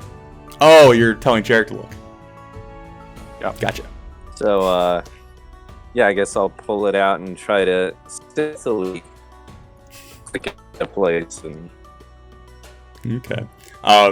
You hear a bunch of like leaves rustling as Jarek begins to shift around, kind of bumping the bush he's behind, and like the light of the moon kind of like reflecting off of his bald head, kind of almost like a signal flare back and forth as he shifts around a little bit. But he eventually gets the telescope out, puts it to his eye, and looks. So Jarek, as you look over her pack, or like the kind of contents that are almost like draped all around her, maybe like 70-80% of the things hanging off of her pack glow with some sort of magical light. It almost makes her appear like a starry night in front of you with the darkness. Just lots of little dots of like arcane and deital energy. That's not a word. Divine energy is the word I'm looking for. Yes. But that is what you are able to see through your telescope. Bring it back down, look over at Valorant, and just be like... So as this is going on, she sits down on one of the stumps or the logs that's around the campfire, and kind of still continually like staring straight. Her eyes are now locked on the fire, and you can see like the kind of orange flickering reflecting in the milkiness of her eyes. And she just begins like speaking. Well, it seems that you all have had quite a few months of adventure, if I could assume.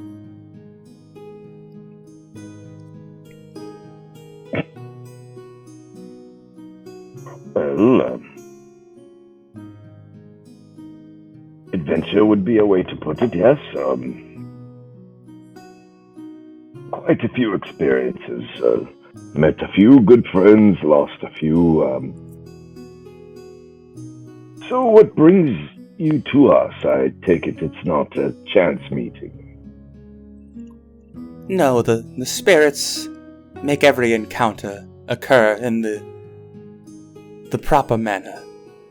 But I move around this land and pass my gifts on to whoever I stumble upon.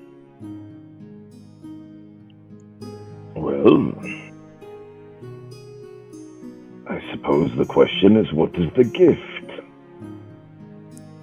Well, I can see into the future, my handsome dwarf. Ah, flattery will get you everywhere. You remind me of someone I met.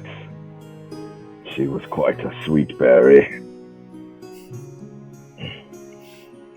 Well, if you are not doing anything particular this evening, I could tell you your future. I think Jarek would like burst out of his bush at that point and just be like, "Do you speak the truth, woman? You can see the future." Yes, I have been given these gifts since I was much younger. Insight. Eh.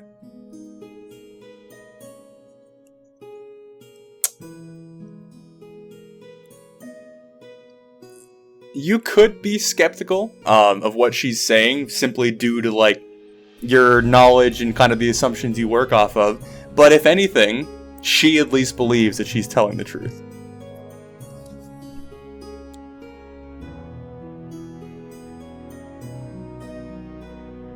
And what would the price of your services be? Well, I take in objects that are close to the individual as payment, and then I tell them their future.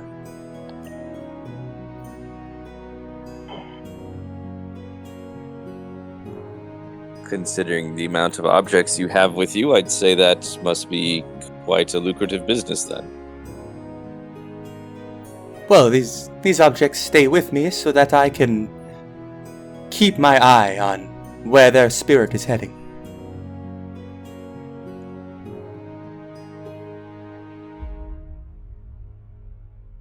But why would you need to keep an eye on it? I would not be a good teller of fortune if I did not follow through on making sure it happened.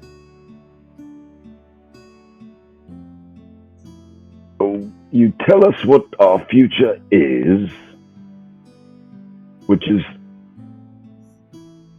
preordained, but then you need something from us to make sure that this preordained future indeed happens. Roly. The people that can see into the future, you can't just dismiss them. I've seen things, Roly. I'm not Seen dismissing terrible anything. I'm just wondering.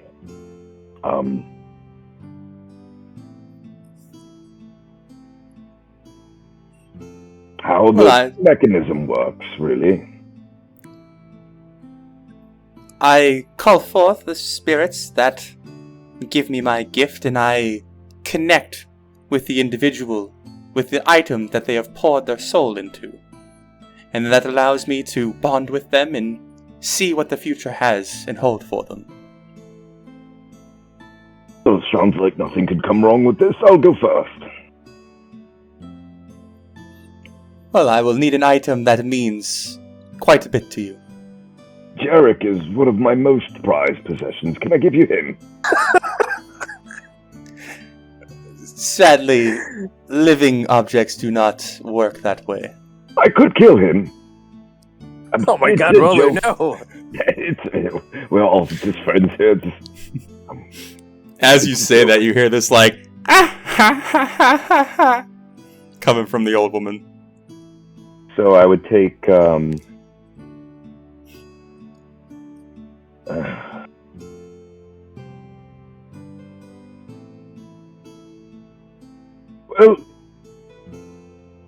it was just it's not doing me any good anyway. Sure, my mother would understand, and I would take my the cloth that was my mother's that she had woven the symbol of the mother into. Okay. If in the future you could see it in your heart to give this back to me under some of the circumstances, but for the time being, it's yours. Well, I make no promises about the future. But that's quite your specialty, isn't it? As she like reaches out, like holding her hands out like a cupped form, she kind of like lets out another cackle, like ha ha ha ha. That was a joke. I like jokes. But before we get down to business, what was your name again? I am Wedalo, the Wrinkled. Wedalo? Wedalo. Werthello.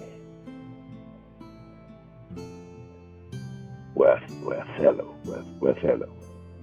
It's an interesting name, not really one that rolls off the tongue, but a beautiful one, and the wrinkles are. You've earned every one of them. Well, I have never seen these wrinkles, but I hear they're quite charming. You can feel them, certainly. Feeling and seeing are not the same. Well, now what do I do? She kind of just like holds her hands out a little more for the cloth.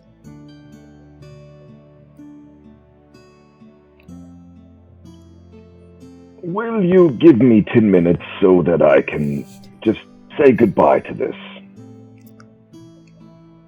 Certainly, if any of your other companions would like to know their future, we could do them.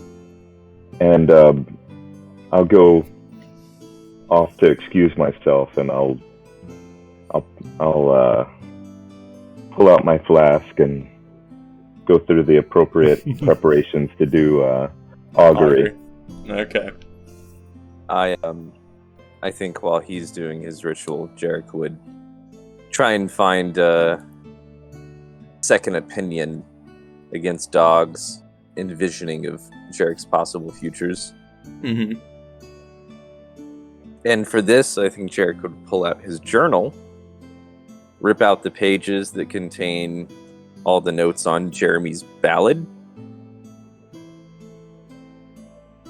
and then hand those over. Okay.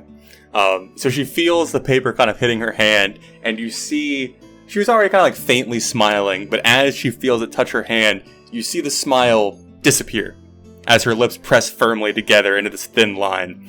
And she kind of like folds the papers in on each other and pushes her hands down together like this. And as she kind of like pulls her hands away, you see like a burst of sparks shoot from her hand, kind of like enlightening the area around her for just a split second. And then she holds her hands out and the papers are gone. And if you take a moment to kind of like look around and like kind of trying to figure out where it went, you would see that 2 new pieces of paper that have been like rolled up are tucked into like one of the pockets up by her shoulder. Ugh. So at this point, she then gestures in front of her, still this whole time facing forward towards the fire, but kind of gesturing across the fire. Please take a seat.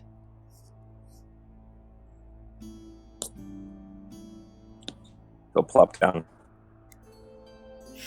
So she like kind of leans back, almost using like the backpack that she has on her to kind of like support herself as she like slowly brings her hands up like in front of her.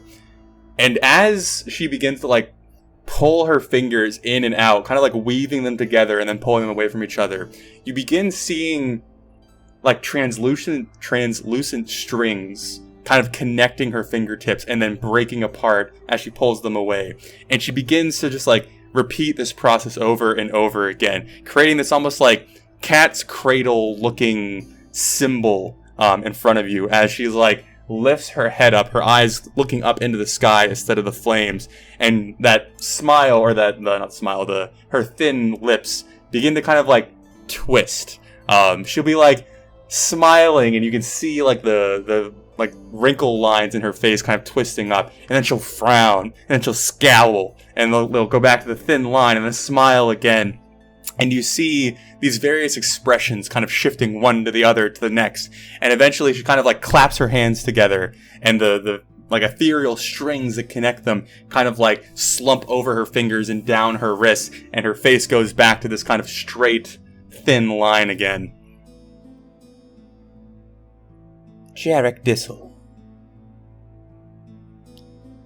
you have had a rather curious life. You seem friendly, welcoming, warm. You enjoy friendship and lust, a good laugh, and a group of companions. Those are the things that keep you here, and those are the things that push you forward. But those will also be the things that bring you to death's door. The tighter you hold on, the harder it will be to let go when the end finally meets you. And then she drops her face back down to the fire. No, witch, tell me more. When do I die? I am not a witch, Jarek. And I cannot tell you anymore. I can only give you what the spirits let me see. I apologize. I was speaking hastily. Your death will be remembered, Jarek. Take comfort in that.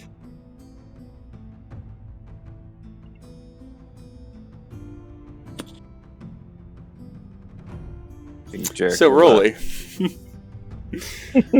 as you hear her muttering with Jarek, and you take the time to cast Augury, and you bring the flask to your lips, you taste nothing. It's just ale or water, whatever you had in there. That would be the taste you receive. It seems no magical swaying has been done to the liquid on the inside.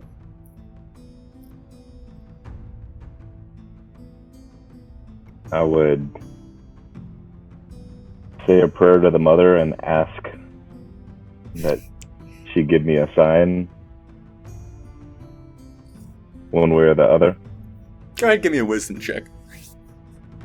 Valor, what are you doing during all this? He's just kind of settled back down by the campfire and is putting effort into not paying attention. Okay. So Rolly, in your almost like desperate attempt to reach out to the mother after the augury had failed to teach you anything, you're kind of just met with the void of the night sky. There's no feeling or sensation or thought given to you. You're more or less kind of left alone in the woods.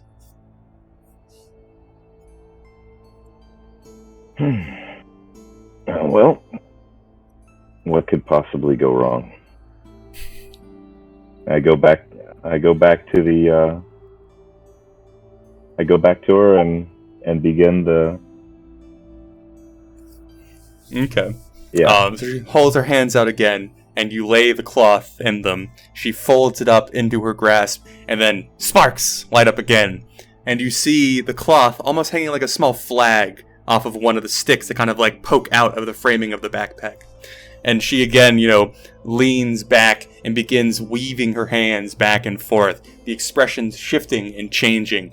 This time, you didn't see the first one, but Jarek, as you're able to see the second process happen, you distinctly notice that where some or most of the expressions that she had shown for you had been humorous or smiling or like small laughter, Rolly's begins with almost weeping, her frown turning to this deep upside down U that like stretches her wrinkles to an extreme degree as her eyes that show no real emotion because of their void pull down into this face of just almost pure sadness.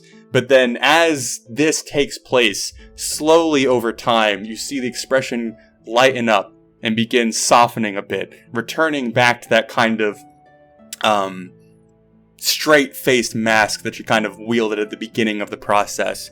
And as she just finishes like placing her hands together and the strings begin to like hang loosely, you see just a hint of a smile growing on her face.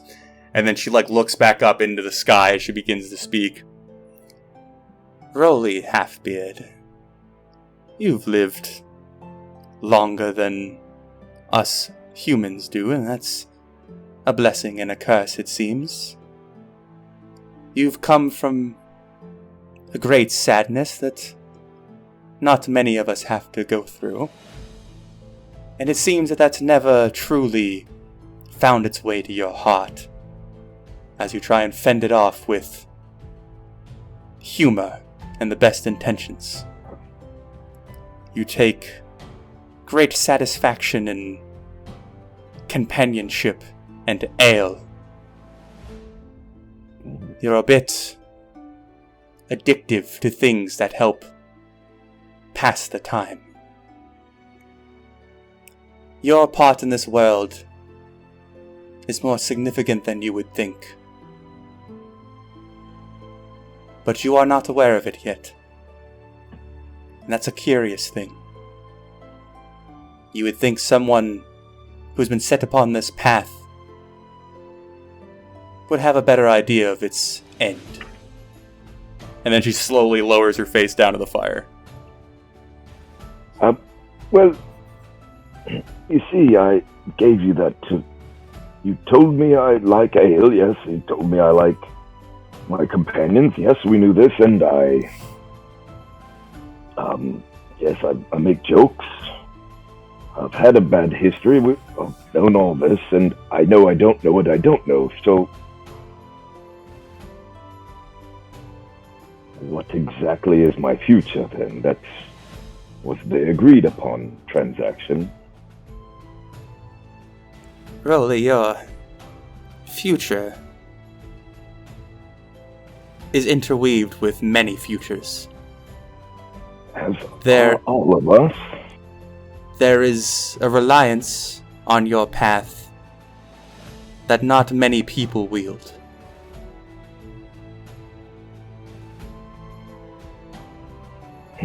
Well,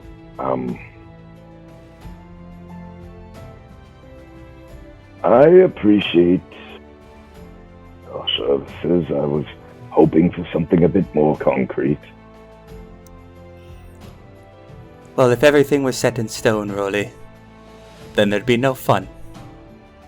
Well, it would be, actually, because there's quite a few of my kin that enjoy working with stone, you see.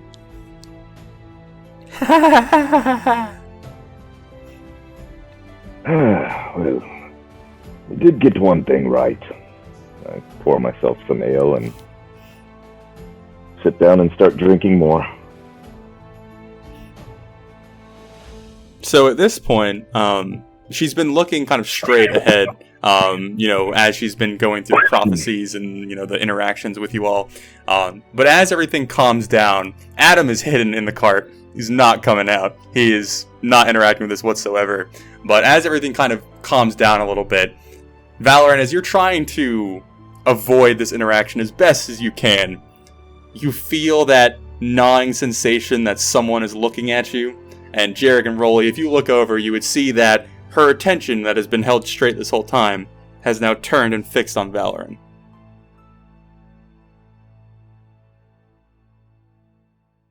You should give her something. It's quite revealing, really.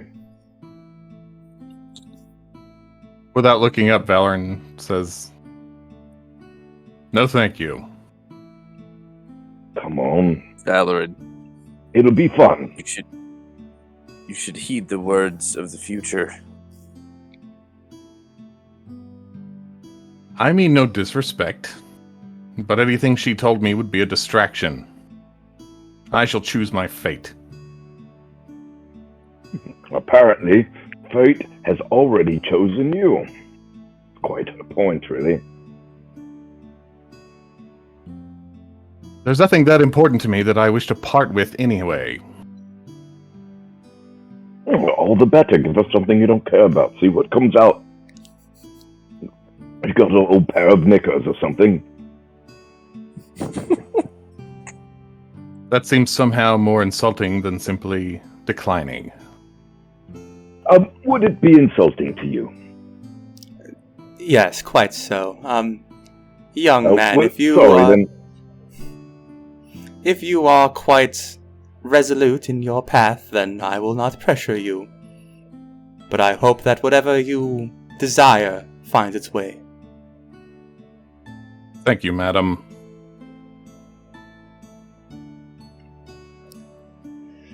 Well, I grow tired. I imagined you are not going to put an old lady out on her feet. No, quite, of course not. You are welcome to make yourself comfortable, as a matter of fact. Adam, make the cot ready for our guest. We can make a nice enclosed bed for you if you'd like to sleep out of the elements. You see a small smile grow on her face before Adam's, the top of his head, peeks over the edge of the wagon. He's like, all right. And then you hear him begin, shifting things around in the wagon, and she just, I don't think he likes me. Can I He's insight scared check of Adam? you. What, Jarek? Can I insight check Adam? Sure.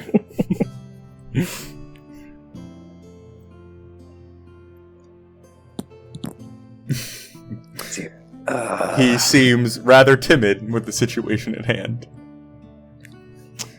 But as he sets up a kind of resting area for her, and you all kind of talk amongst yourselves for the evening, we will bring this session to a close.